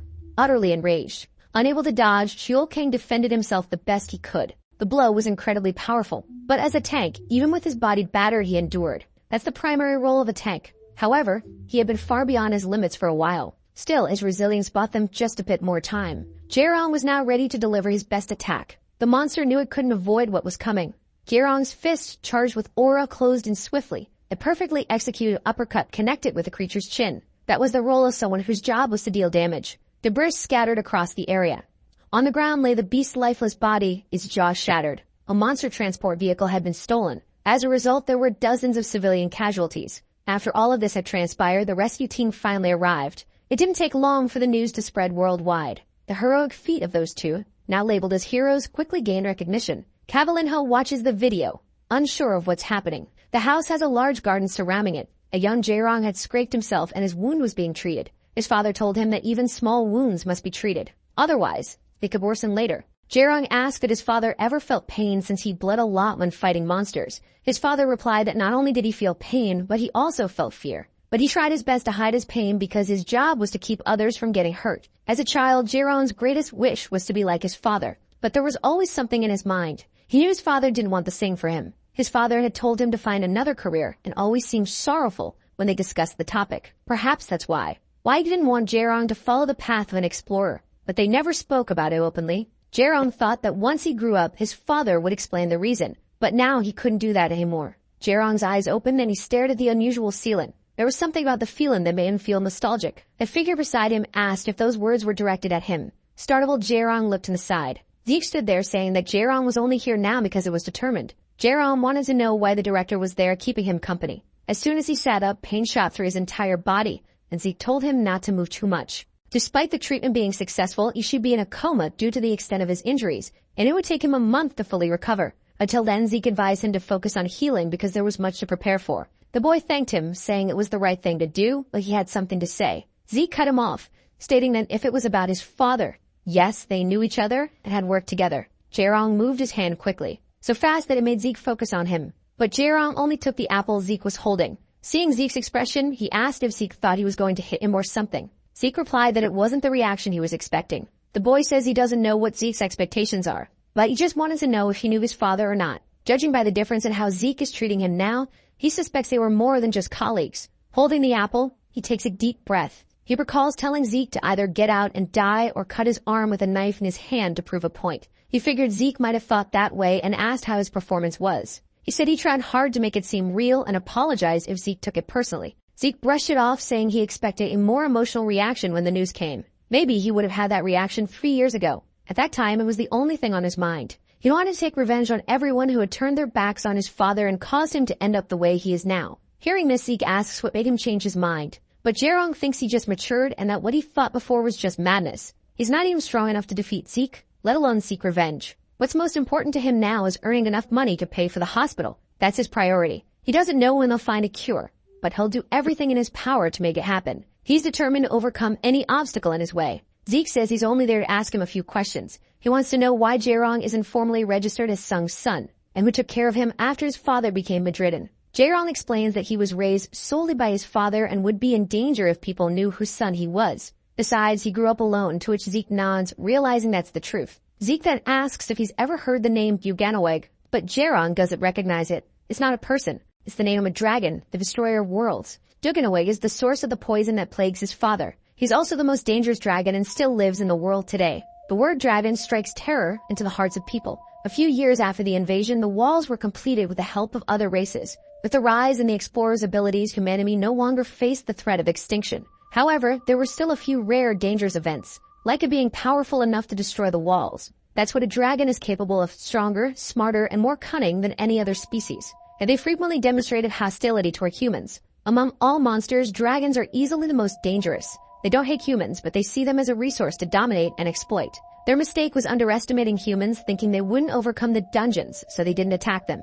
Once order had collapsed in the world, they planned to pose as gods in exchange for protection from threats. Jaerong remarks that perhaps they should thank the dragons for staying out of things. But as progress didn't go as planned, they began attacking humans. It was during this time that Jaerong's father appeared. With strategy and determination, he became the explorer who proved that even dragons, powerful as they are, could be defeated. The news of his dragon slaying spread and things began to change. Jaerong recalls hearing this story too, and that's when the dragons began to hide. But Zeke corrects him. In reality, it didn't hide, it changed their strategy. Dragons are cunning and capable of changing their appearance. Since they couldn't destroy humanity by force, they began infiltrating human society. This information is classified and Zeke only shared it because Jaerong is Sung's son. Duganawig was the last dragon Sung pursued before falling ill. If he's defeated, an antidote for Sung could be made. If Jaerong intends to take on that challenge in the future, he needs to grow stronger, as Zeke plans to help him kill the dragon. Jaerong is already strong enough to stand up from his bed. Leaning against the window, he examines the card he received. He recalled what he had heard,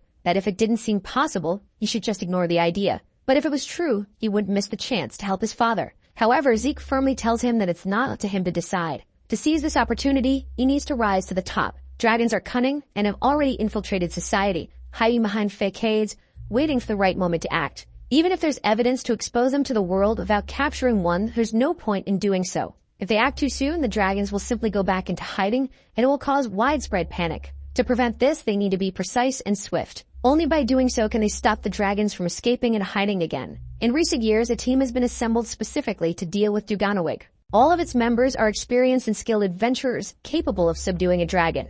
If Jaerong doesn't become strong enough, no matter how much he wants to be part of it, he won't be accepted by the others. It's not ideal to have someone on the team who might slow them down. This wouldn't just jeopardize the operation, but also put everyone's safety at risk. If all this is true, Jaerong wants to know how much time he has to prepare, as he knows they won't wait for him. Zeke explains that they still don't know the dragon's exact location, but they plan to find him in 2 years or less. And as Jaerong already pointed out, when the time comes, it won't wait for him. Before leaving, Zeke says he doesn't care what Jaerong thinks of him. If Jaerong ever wants to see him again, that's fine, but Zeke makes one promise. Whether Jaerong is with them or not, they will hunt down that dragon at all costs. Those words left a mark on Jaerong's mind. It was a glimmer of hope, the real chance to cure his father. This sudden information was everything he had wanted to hear, that it was possible. It gave him hope, but it also brought something else. Fear. Fear that he might not be able to prepare in time for the mission that would avenge his father. What he has right now isn't enough, but he will make it, no matter what it takes. For all this time, he had no hope for a cure, and now he has good news. This small spark of hope gave Jaerong a motivation he had never felt before in his life. As he washed his face, he heard the door open. The nurse who entered was happy to see he was awake. She asked if he was in any pain, and he replied that he felt only muscle soreness. The doctor would explain the details, but she told him he'd feel like that for a few more days. They had to reconstruct his arm almost entirely, and he was rescued. His arm was in critical condition. Every precaution was necessary, or the risk of amputation would have been real. It was thanks to a high-level healer that the surgery was a success. Looking at his arm, Jaerong wanted to ask her something. He wanted to know what happened to his friend who fought alongside him. The nurse reassured him that his friend was doing very well, with an incredible recovery, and had been discharged the same day he arrived at the hospital. Hearing this, Jaerong was curious to know how long he had been hospitalized. But before he could ask, the nurse asked if she could take a photo with him. She took a selfie with him right then and there. Jaerong then asked if he could be discharged as well. The nurse said he could, but warned him that if he left through the front door, he had problems. The hospital was full of reporters. They all wanted a chance to interview him as soon as he left. Jaerong couldn't imagine why they were there, so the nurse told him he needed to find out quickly. Showing him the screen of her phone, Jaerong was surprised. The whole situation could have turned into a horrible disaster. If it weren't for him and his friend, there would have been hundreds of casualties, if not more. Everyone wanted to know who he was, and reporters had been coming to the hospital nonstop. Handing him a bag, she said that his friend had asked for it to be delivered to him. If he didn't want to reveal his identity, he should use what was inside and sneak out the back of the hospital. Serum had prepared it, and there was likely a spell on it for concealing his identity. But when Jaerong opened the bag, he saw a rope inside. That wasn't exactly the kind of exit he had hoped for. Since he had no other options, he tossed the rope out the window, and he made his way down to the ground floor. From above, the nurse called out to him, telling him not to worry about the photo. She'd only make it public once he became a famous explorer. Jaerong waved back, still unsure of the magnitude of the situation. Serum was waiting for him in her car. She was expecting him to come to her so they could leave. Jae-rong asked if the rope was really the only possible option. Without answering, she asked him if he'd prefer to be discovered. He admitted that he didn't, but he was also curious about the bag in the car. Sarum explained that she had bought clothes for him, along with a new phone, assuming his old one had broken. This touched him deeply, but she told him not to react that way. In any case, she didn't even know where to begin talking about what happened. An incident like that happening so close to him, and more than that, the fact that he had been able to defeat that monster. But she knew his life was full of events like this, so she asked where they were going now. The truth was, she wanted to rest, but they only had that day and nothing more. If you want custom-made clothes, you have to go today, but he says he already has clothes with him. Sarum says she's not talking about regular clothes, but the ones he'll wear as an explorer. And in fact, she expects him to understand how lucky he is. The best tailor on the planet agreed to make armor for him. Armor material is divided into 3 categories, the first one being clothes, normal material. It has the worst defense capability among all of them. But since it can be easily targeted by support magic, it is usually worn by mages and healers who stay away from the front line. The second category is steel, which is indeed very tough. However, it ends up being extremely heavy. Dungeon ore is denser, and without strength and stamina, it's impossible to wear such armor. Among them, leather is the middle ground. That is heavy, but still solid enough. Ideal for those focused on dealing damage in close combat like him. Maybe he should consider wearing armor from now on. Sarum is also curious and wants to know how he defeated the monster. She wants the details, but Jae-rong says someone filmed it, so she can just watch to understand. However, the video doesn't capture everything and only shows him defeating the own and 2 horn ones. It doesn't show how he defeated the 5-star one, which surprised him because he didn't know it was such a strong monster. Indeed, it was very strong, so he suspected something like that. Even though he and Shulkang were perfectly prepared, it still should have been impossible. But then that mysterious power emerged and he doesn't know what it was. She insists again about why he doesn't talk about what happened. But the truth is, he doesn't even know how to explain it. Just happened in the best, I don't know, just did style. It doesn't make any sense. Even professionals need to join a team to fight a monster like that. Even if he's not lying, and he's not, it's hard to believe. This made her puzzled, as geniuses really are different. However, she told him to be cautious. Things from now on would be exhausting. It's not just the reporters, but now the 2 of them are at the epicenter of all of this. Hyul-king was unlucky and had to give several interviews for 4 days straight. He even ended up appearing on television. But all this time, he avoided talking about Jae-rong as much as possible. Even simple questions like his name he refused to answer without his friend's permission. This reminded him of the favor he had asked him. If anyone asked for details about what happened, he was to say that he didn't know either, because if he could keep his identity hidden, he would prefer it that way. Hyul-king agreed and said he would do as requested. The girl wants to know how they ended up getting close, but he doesn't know either. She advised him to stay off the radar until he could take the admission test. He wants to know if there's a reason for that. On his phone, his manager says he wants to talk to him soon. Sarum has been reading about the test, and the more she learns, the more she realizes how difficult it is. In recent years, the passing rate has been 1 in 100, and Jae-rong thinks there are many people who just take it for the sake of it. And they must be, at least, worse than Sarum. Seeing that she was annoyed, he said he didn't mean to imply she's bad, but she told him to shut up. But the truth is, based on skill, he's not wrong, because she's a person with enormous potential. However, he should see things from another perspective. People who lack ability don't do things alone. In fact, they do things together.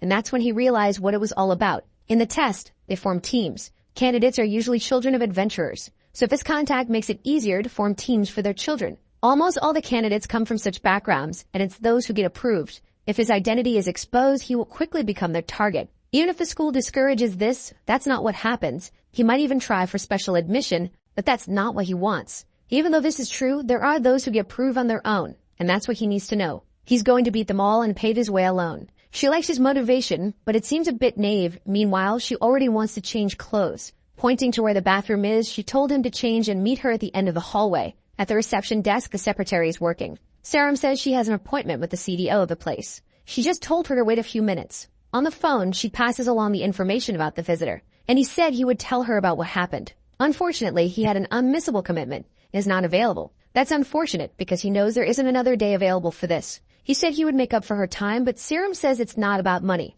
She needs it because of the warrior school admission exam, and that cancellation could mess everything up. Someone nearby said she looked familiar. And one is another name. There is a saying among adventurers that the current generation is different from theirs. The first generation paid with blood for progress. Since then, everything is advanced in terms of technology. What has also changed are the circumstances of each of their births. The first generation retired and provided everything for their children. It wasn't just talent that was passed down, but also a quality education from the earliest moments of childhood. This makes them wonder who the greatest beneficiaries of this are, and many would say it's that girl. That is Ham Dae-yoon, and she knows that girl is a first-year student at the warrior school. She wants to know if he knows her since she is the student council president. Anyway, she'd like to skip the introduction between the two. The CEO there is her uncle, and she's the reason he had an unmissable commitment. Given that, she understands that she's upset about having her appointment cancelled. And it would be better to say that instead of having her appointment cancelled, he preferred to give his spot to her. In fact, she'd be grateful for helping out. That's a better story to tell. Serum is aware of the influence that Clown possesses, because she's already heard stories about what she's capable of. As the two talk, Jeryeon just arrives. Since she is Serum's senior, it seems they have no other option. Even without knowing her, he thanked the guy, but he wasn't finished speaking. He told her to cut that small talk and get lost already. She definitely wasn't expecting that. That unexpected interaction made the secretary nervous. The girl said the kid's got guts, and she wants to know who he is. Serum tries to prevent them from continuing the conversation. Her hand trembles slightly. It was as if she had struck Serum. Immediately, she felt what might have happened. It wasn't her she was talking to, so she wasn't supposed to speak, but Serum felt as if she had been cut anyway. The clown didn't ask that idiot anything, so she should know her place and stay quiet. Jeryeon introduces himself, saying he's 17 and lives in Gwangju. He's 1.80 meters tall, doesn't know how much he weighs now, and his favorite food is sausage with sauteed vegetables. That should be all, but the most important thing is that he's preparing to enter the warrior school. And right now he's considerably disappointed, because even in that school there are conceited people like her, who think they're much more than they are. She smiled like a psychopath, her hand even trembling with rage. Now he felt the same as Serum. She says she doesn't exactly hate people like him. That is, if he can back up what he said. Since he wanted to transfer that school, he hasn't even taken the exam yet and already behaves like someone who studies there. But he smiled a bit and asked if that's how she does things. But he's curious to know what she thought, as it was the first time he tried it. He's curious to know from her if it's up to the standard she expected. Now the girl is irritated by the interaction. From a distance, her uncle calls her by name. This is Sangwoo, and he wants to know what the hell they're doing there. He wanted to know why she visited without informing him, as she even took the phone out of his hands. It's only been a week since her last incident, just a week. He wants to know if she wants her father to get angry again. The adult apologizes to the two of them, as his niece tends to act on her own. Serum says he doesn't need to apologize, but she's deeply grateful. Since it's all just that clown's nonsense, things aren't that bad. But the rumors are true, she's arrogant and only values those who are strong. Jeryeon asked her to come closer to him. He wanted to know what exactly that annoying girl does because she doesn't seem like an ordinary senior. She's the president of the student council, in other words. She's simply the strongest student in the entire school right now. Students in these schools receive temporary licenses. At gem rank, they can go into dungeons under professional supervision. With this license, students can take advantage of their breaks to explore dungeons. This way, they can gather experience for when they become full-fledged explorers. But there are a few exceptions to this. Those who belong to the student council are seen as professionals even though they're not officially registered. In addition to having political influence with the school's administration, they can also join attack teams against 5-star or higher monsters. They are what's expected, the next generation of ranked warriors. Since she's in her 3rd year, she's 2 years older than them. That would be the case, but she's still in her 2nd year, and Jeryeon wants to know if she failed. That's not it. Actually, she took the position from the previous president, but he wants to know how that could happen. Serum had already told him the school is basically driven by strength and skill. Students can join the council starting in the 1st semester of their 2nd year, and that's what she did. She quickly unsheathed her sword. That's how the school's biggest event happened, and she challenged all the council members. Before the 1st semester ended, she had defeated all of them, becoming the youngest council president in history. Despite everything, she said she was about to leave there. Serum is relieved that nothing bad happened, but Jeryeon would like to make a bet with her. Since she seems busy, it will be quick. He heard she's famous, and she must have her reasons for being a jerk for no reason. The bet is simple. If he loses, the time slot is hers. Serum tries to apologize for him, thinking the boy is completely out of his mind. If it's a bet, she has to face a consequence if she doesn't win. He really liked that she's smart and asked if she knows what shadow boxing is. It's a basic form of close combat training. The one who touches their opponent first, or puts them in a disadvantageous position, wins. If he loses, he'll give her the time slot, and it's perfect because there's no risk of a traumatic injury from a hit. Now if she loses the bet, as soon as he enters the school, she should give up her position as president to him. That's one of the craziest things. There's no way she'll accept that proposal. But it's interesting enough, so she ends up accepting the challenge. After hearing this, she even learned the boy's name. Since they couldn't do it in the hallway, they went to a workshop where the durability of the pieces is tested. Both are ready to start. The brat is quite confident she'll win. The same can be said for Jeryeon. Serum, on the other hand, is very anxious. That's unnecessary. The problem is already resolved. Not to mention, he's badly injured, and even if he wins, she won't give up the position to him. But he says he's not going to win. Now Serum doesn't know what to say. Even healthy, he wouldn't stand a chance. She's way too strong. If that's the case, why did he make the bet with her then? But Jeryeon tells her not to worry. It's normal for her to be confused, but she should trust him more. In the end, it won't be a bad exchange, only Serum doesn't understand the purpose of it. She thinks he intends to lose to see the good side of her, but it's impossible for him to be that stupid. Her uncle says he has nothing to say except to apologize. He knows she should be a leader, but instead of being receptive, she ends up being harsh with the truth. And he apologized once more to Sarum, who said it wasn't necessary. All this is only happening because the boy is also hard-headed, but he doesn't agree with what she said. Even though he doesn't know the boy, he can feel he's very confident. Then the brat says he must have already noticed. She won't use both arms, so it will be a bit fairer for him. But that's not important because it will serve as an excuse when she loses. That audacity makes her more interested. So she started preparing her stance. In the blink of an eye, she had already disappeared. He is surprised, preparing to react. He managed to dodge the first attack. This made both Sarum and the brat's uncle surprised, but for different reasons. Sarum was surprised by the speed of the attack, which was almost imperceptible. In this type of training, someone has to accept the risk of exposing themselves. But Gaeun didn't show any hesitation, more fear. She simply executed her attack with speed to protect her immense pride. Sarum knows that if it were her,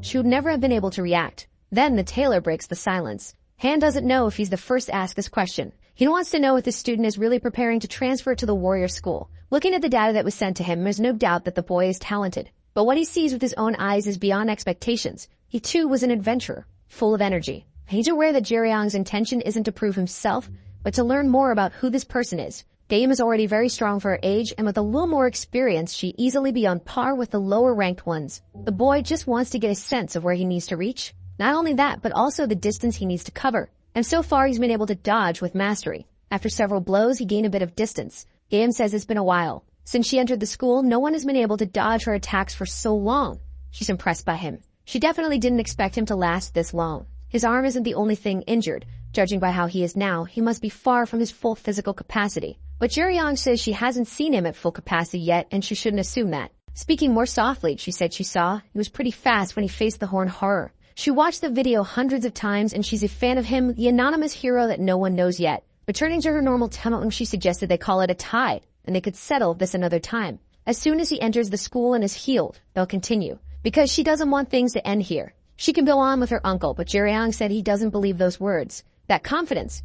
She still doesn't know what's going on. A tie isn't something he's willing to accept here. Because the student council president position is at stake. Since he doesn't intend to give up, it's better they don't waste more time. He's ready to continue, but the three of them thought the same thing. He's bluffing. He's wasting the best chance he's had so far since the bet started. That's a problem because she likes ambitious people. And what he just showed wasn't ambition, just foolishness. Jeryeong looks at her with a slight smile and took a few steps toward her. After those words, he was the first to move. Now it's his turn to attack in this fight. Surprisingly, she had to be fully immersed in the moment. Even her uncle didn't expect that. Jeryeong barely missed hitting her with everything he had. Sarum thought he had been holding back this whole time. But that wasn't the case, and the tailor realized he had been completely wrong in his assessment. It wasn't just a test of strength that he sought with Gaeun. In that short span of time, he managed to learn and replicate her movements. He's a monster, and it's not about winning or losing here. His intention is to learn Gaeun's technique. Finishing his attack, he said that's how she did it. Since he was a smuggler from a young age, there was a rule he followed strictly. She shouldn't keep watching because there's more he wants to see from her. And the rule is this: never make a deal to lose. Technique isn't just about using strength to knock someone out, but rather the refinement of movement to extract the best from an individual. From the way you breathe, to the way you take any step. What makes each of these details important is the timing of execution. People dedicate their time and lives to perfect this, gaining knowledge through repetition, trial and error. The knowledge is then passed down so the next generation can refine it. Even with talent, you can't surpass the limit of knowledge on your own. Because he's naturally talented, Jeryeong became strong by himself. But as soon as his development slowed after puberty, he came face to face with a brutal truth. There was a wall in front of him preventing him from getting stronger. Only by breaking through that wall would he be able to become stronger. So he got rid of the sling that was limiting him. He asked why she was hesitating so much because he had been very clear. He's sure he's going to enter the school, and she said she'd be happy to teach a rookie like him. It seems that in reality, she wants to avoid losing, and he understands that. This left her speechless for a moment, and she asked her uncle if he remembered what she asked for last time. An attack squad wanted to make a deal with her, and he advised her to visit them to build her reputation. She will listen to him, but asks that in return he doesn't hold her back. This made him uneasy, asking what she intends to do, and Gaeun tells her opponent that he wanted to see her dodge. If that's the case, she'll show him. It's time for him to make her dodge his attack. But she was already about to land a kick on the boy. He observes the attack closely, waiting for an opening. Avoiding contact, he found what he was looking for. Every movement has a beginning and an end, as well as a transition phase between them. When you observe someone, you can predict what they will do next. Gaeum is using this to her advantage. By skipping a few steps, it's possible to deceive her observer. It's not just difficult to predict what comes next, but each movement seems faster than it actually is. This is the result of decades of development, something Gaeun's father created, and became known for executing with mastery. This is called flash, an incredibly fast technique. Jeryeong performed it twice in a row in a way that Gaeun hasn't yet shown mastery over. This isn't a technique that can be replicated just by understanding the concept. Flexibility, reflexes, and above all, time are essential for perfect execution. Any mistake and a technique won't happen. Even at his physical peak, her father didn't master the technique until shortly after his 20s. It took him 3 months just to start understanding the beginning of it. He had to perfect it just to train with his niece, and the boy is already doing all of that with ease. As Han realized, Jeryeong is in terrible health. He's almost out of energy after everything he's done. But even with all that happening in his body, he moves as if he were at the peak of his vigor. He feels a sense of accomplishment as if he knows he can become even stronger than he already is. It's not an orthodox form of learning, but he also has a good reason to get stronger. And he learned exactly how to do that. He didn't learn because he needed to, but because he discovered that learning is fun. Now he doesn't feel the pain in his body or the fatigue in his lungs. All he wants now is to keep pressuring Gaeun. She realized she's in a delicate situation. Jeryeong presses her with mastery using his new technique. Contact is imminent, and there's nothing she can do. This made Han need to intervene. A great silence falls over the place. Han stood still in the middle of the way. Gaeun had told him not to try and separate them. However, she's happy it ended before he had to get involved. Despite everything, it's unfortunate. Gaeun admits she lost the bet, but Jeryeong says the same thing she does. Now both are at an impasse. She says she wasn't going to use her hands, but Jeryeong didn't agree to that part. Whether using hands or not, he was still hit. She might be saying that out of pride, but to be honest, she's not that strong. Then her uncle said there's no need to decide who won or not. It's his fault that things reached this point, and given Jeryeong's health, it's not good to continue. So they should decide it's a tie, and that it was an opportunity for both of them to learn. As soon as the boy fully recovers, they can have a formal challenge between the two. If that's what he suggests. Gaeun looks at him threateningly and tells him to listen. They'll meet again at the school, and if he fails to enter or loses to someone before losing to her, she won't forgive him in this lifetime. Despite everything for him, the fight was definitely an excellent learning experience. As she was leaving, Gaeun asked for Sarum's name, and she told her if she's the one sponsoring the boy, she'd like to apologize. She doesn't know how good Sarum is as an adventurer, but from what it seems, she's not a complete useless person. She has a good eye for people, and Jeryeong wasn't the only one who had fun today. Now the two were sitting on the couch waiting. All this waiting was killing him. Sarum is happy that after everything, he doesn't have to go to the hospital, but he wishes he could. And after everything, she's surprised she didn't expect Gaeun to admit she lost. Since she saw everything, she believes Jeryeong won, but he doesn't see it that way. He was the first to break the rules. When he removed the sling to attack, neither of them was fighting with the intention to win. With that in mind, he was the first to cross the line. In the end, he was going all out, and if he had hit her, he could have caused severe injuries. If he had been in her position, he would have used his hands too, because there was no other choice. Sarum wants to know what would have happened if they had fought at full strength. For someone who didn't want him to fight, she seems to have gotten too immersed in what she saw. He then gets up from the couch. He realized they had arrived. In the room, two people finally enter. Sarum turns to see who they are. It's Han, who says he's grateful they waited all this time. He ended up bringing some pizzas for them to eat. After eating, he apologized to them. His niece caused some trouble and should have taken them out to eat. But Jeryeong is already thankful for the pizzas.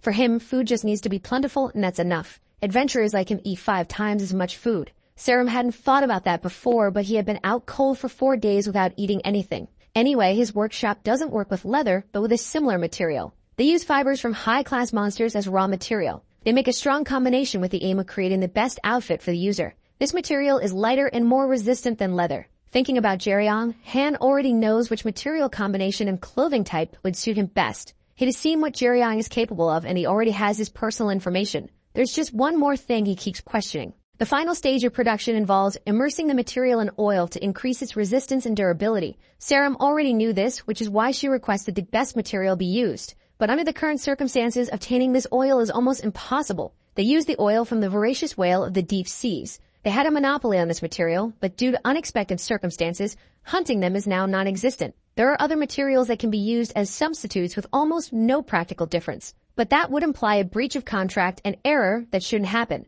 And if they want to change their minds, it's okay. He can even recommend them to a master specialist in leather. He's willing to cover the loss of time for them. Jeryeong says he doesn't mind. If the difference in quality isn't that significant, there's no problem. He doesn't even use good equipment anyway. And above all, he wants to use the equipment made by this guy. Besides, he asked if Han was the one who taught his niece. He doesn't understand much about equipment, but he would feel better knowing it was made by someone strong. If that's the case, they'll stick with him. Serum knew something was off that day. It's already been 10 years since Ham retired, but he was grateful to hear that. And he was happy to receive the compliment. Serum has no idea where all the food went. If they trust him, he will do his best to create that equipment. The more he thinks about it, the more disappointed he is with what happened last week. There was a hunt, and he thought he would get good materials from it. He asked if they had heard about the Imperial Wasp, and Serum mentioned the Royal Jelly. But in that monster, there is another material considered excellent by equipment makers. The black wax, which is used to protect the queen. Only a few of them can produce this wax for protection. Showing his phone to Jeryeong, Han asked if that was what he was talking about.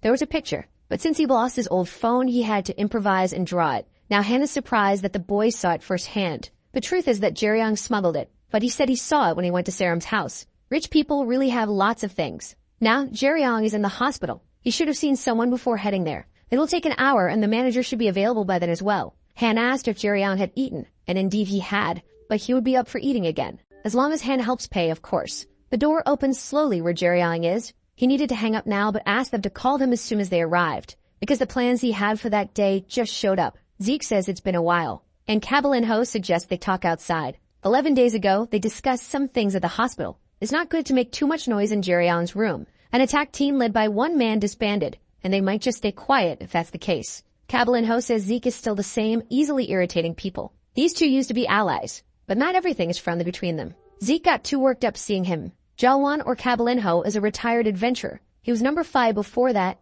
and since they're on the same side, Zeke should shut up and follow him. Serum wonders if her friend will keep surprising her like this, and she wants to know more about the black wax he has. She imagines it's the item that was in the chest, and she should have been informed about it. But Jeryeong didn't even know what it was, yet he thanked her for handling it discreetly. After Argis, nothing has been easy, and now she wants to know if he's busy. And indeed he is. He has to meet someone. If it wasn't too far, she could give him a ride, and soon she felt her phone vibrate. It's her Uncle Zeke calling. So she asked him to wait a bit, and he agreed since he wouldn't be late for his appointment. The nights were already getting cold at this time of year. It was the tailor who mentioned this, and he asked if Serum had already left. But she had just gone to make a call, so she wouldn't be long, and the tailor said there was no need to talk to her. He just came out to smoke in peace. He mentioned that the skill Jeryeong learned today is called Flash. It was created by his brother, Vyun's father, and he also contributed to its development. Hearing this, Jeryeong became embarrassed. He immediately apologized to him. He should have guessed that the creator of the technique would be there. He apologized for using it without permission, but the tailor wasn't there to complain about that.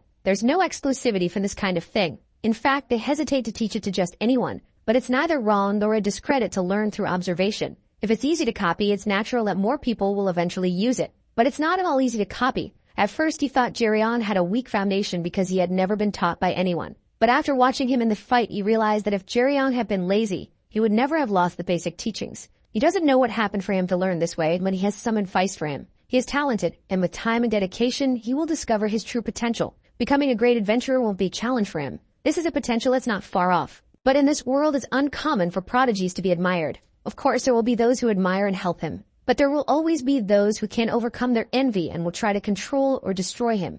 And perhaps Jeryeong is already aware of stories like these. The boy wants to know if the advice is to hide his potential to avoid unwanted attention. But in fact, it's the opposite. He should never hide his talents. Besides, it's not something he would be able to do, and if he tried, it would only attract people's contempt. So it's better that he does what he feels is best. He should show who he truly is, an unreachable genius. As long as he's capable, he must do his best and absorb as many techniques as he finds useful. Even though it might become a problem, he shouldn't bow down as he just did. Instead, he should raise his head and lift his voice. He's the one who decides what's right or wrong. That choice belongs to the strongest. If he learns a technique and perfects it, he can even claim that it belongs to him. The tailor understands how the boy must be feeling, but in the world of explorers, strength is what rules. His niece's personality is that taken to the extreme, but he doesn't plan on curbing her behavior. She's demanding, and even if she's like that, no one will ever underestimate her. And he thinks Jeryeong should do the same. At that moment, Serum appears, calling out to her friend. She didn't expect the tailor to be here as well, but it was to tell him to speak with her uncle. He doesn't know why, but she emphasized that he should.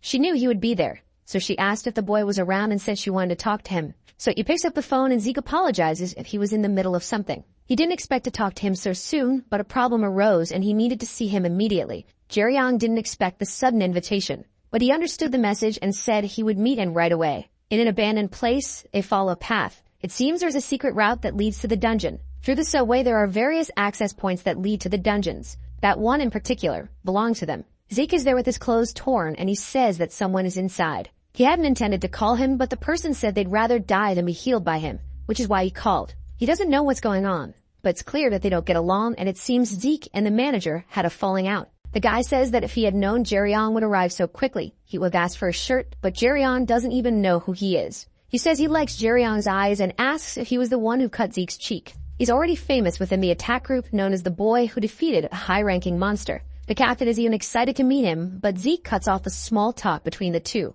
They're leaving and there's no point in staying there any longer. Sarum goes with him, but she asked him to call her later. On the other side of the door, there's a reddish light. Jeryeon heads there to see what happened. Jeryeon felt frustrated, thinking the man truly needed help.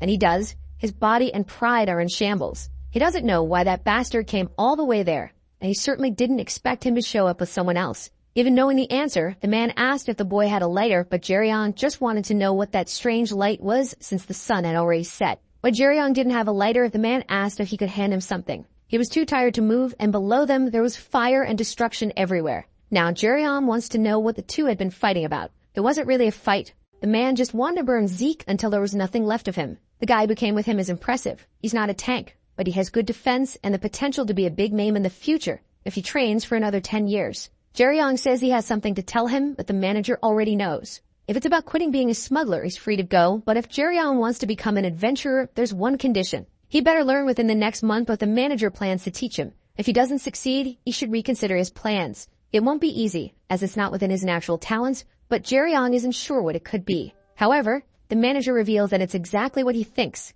It's magic he intends to teach him.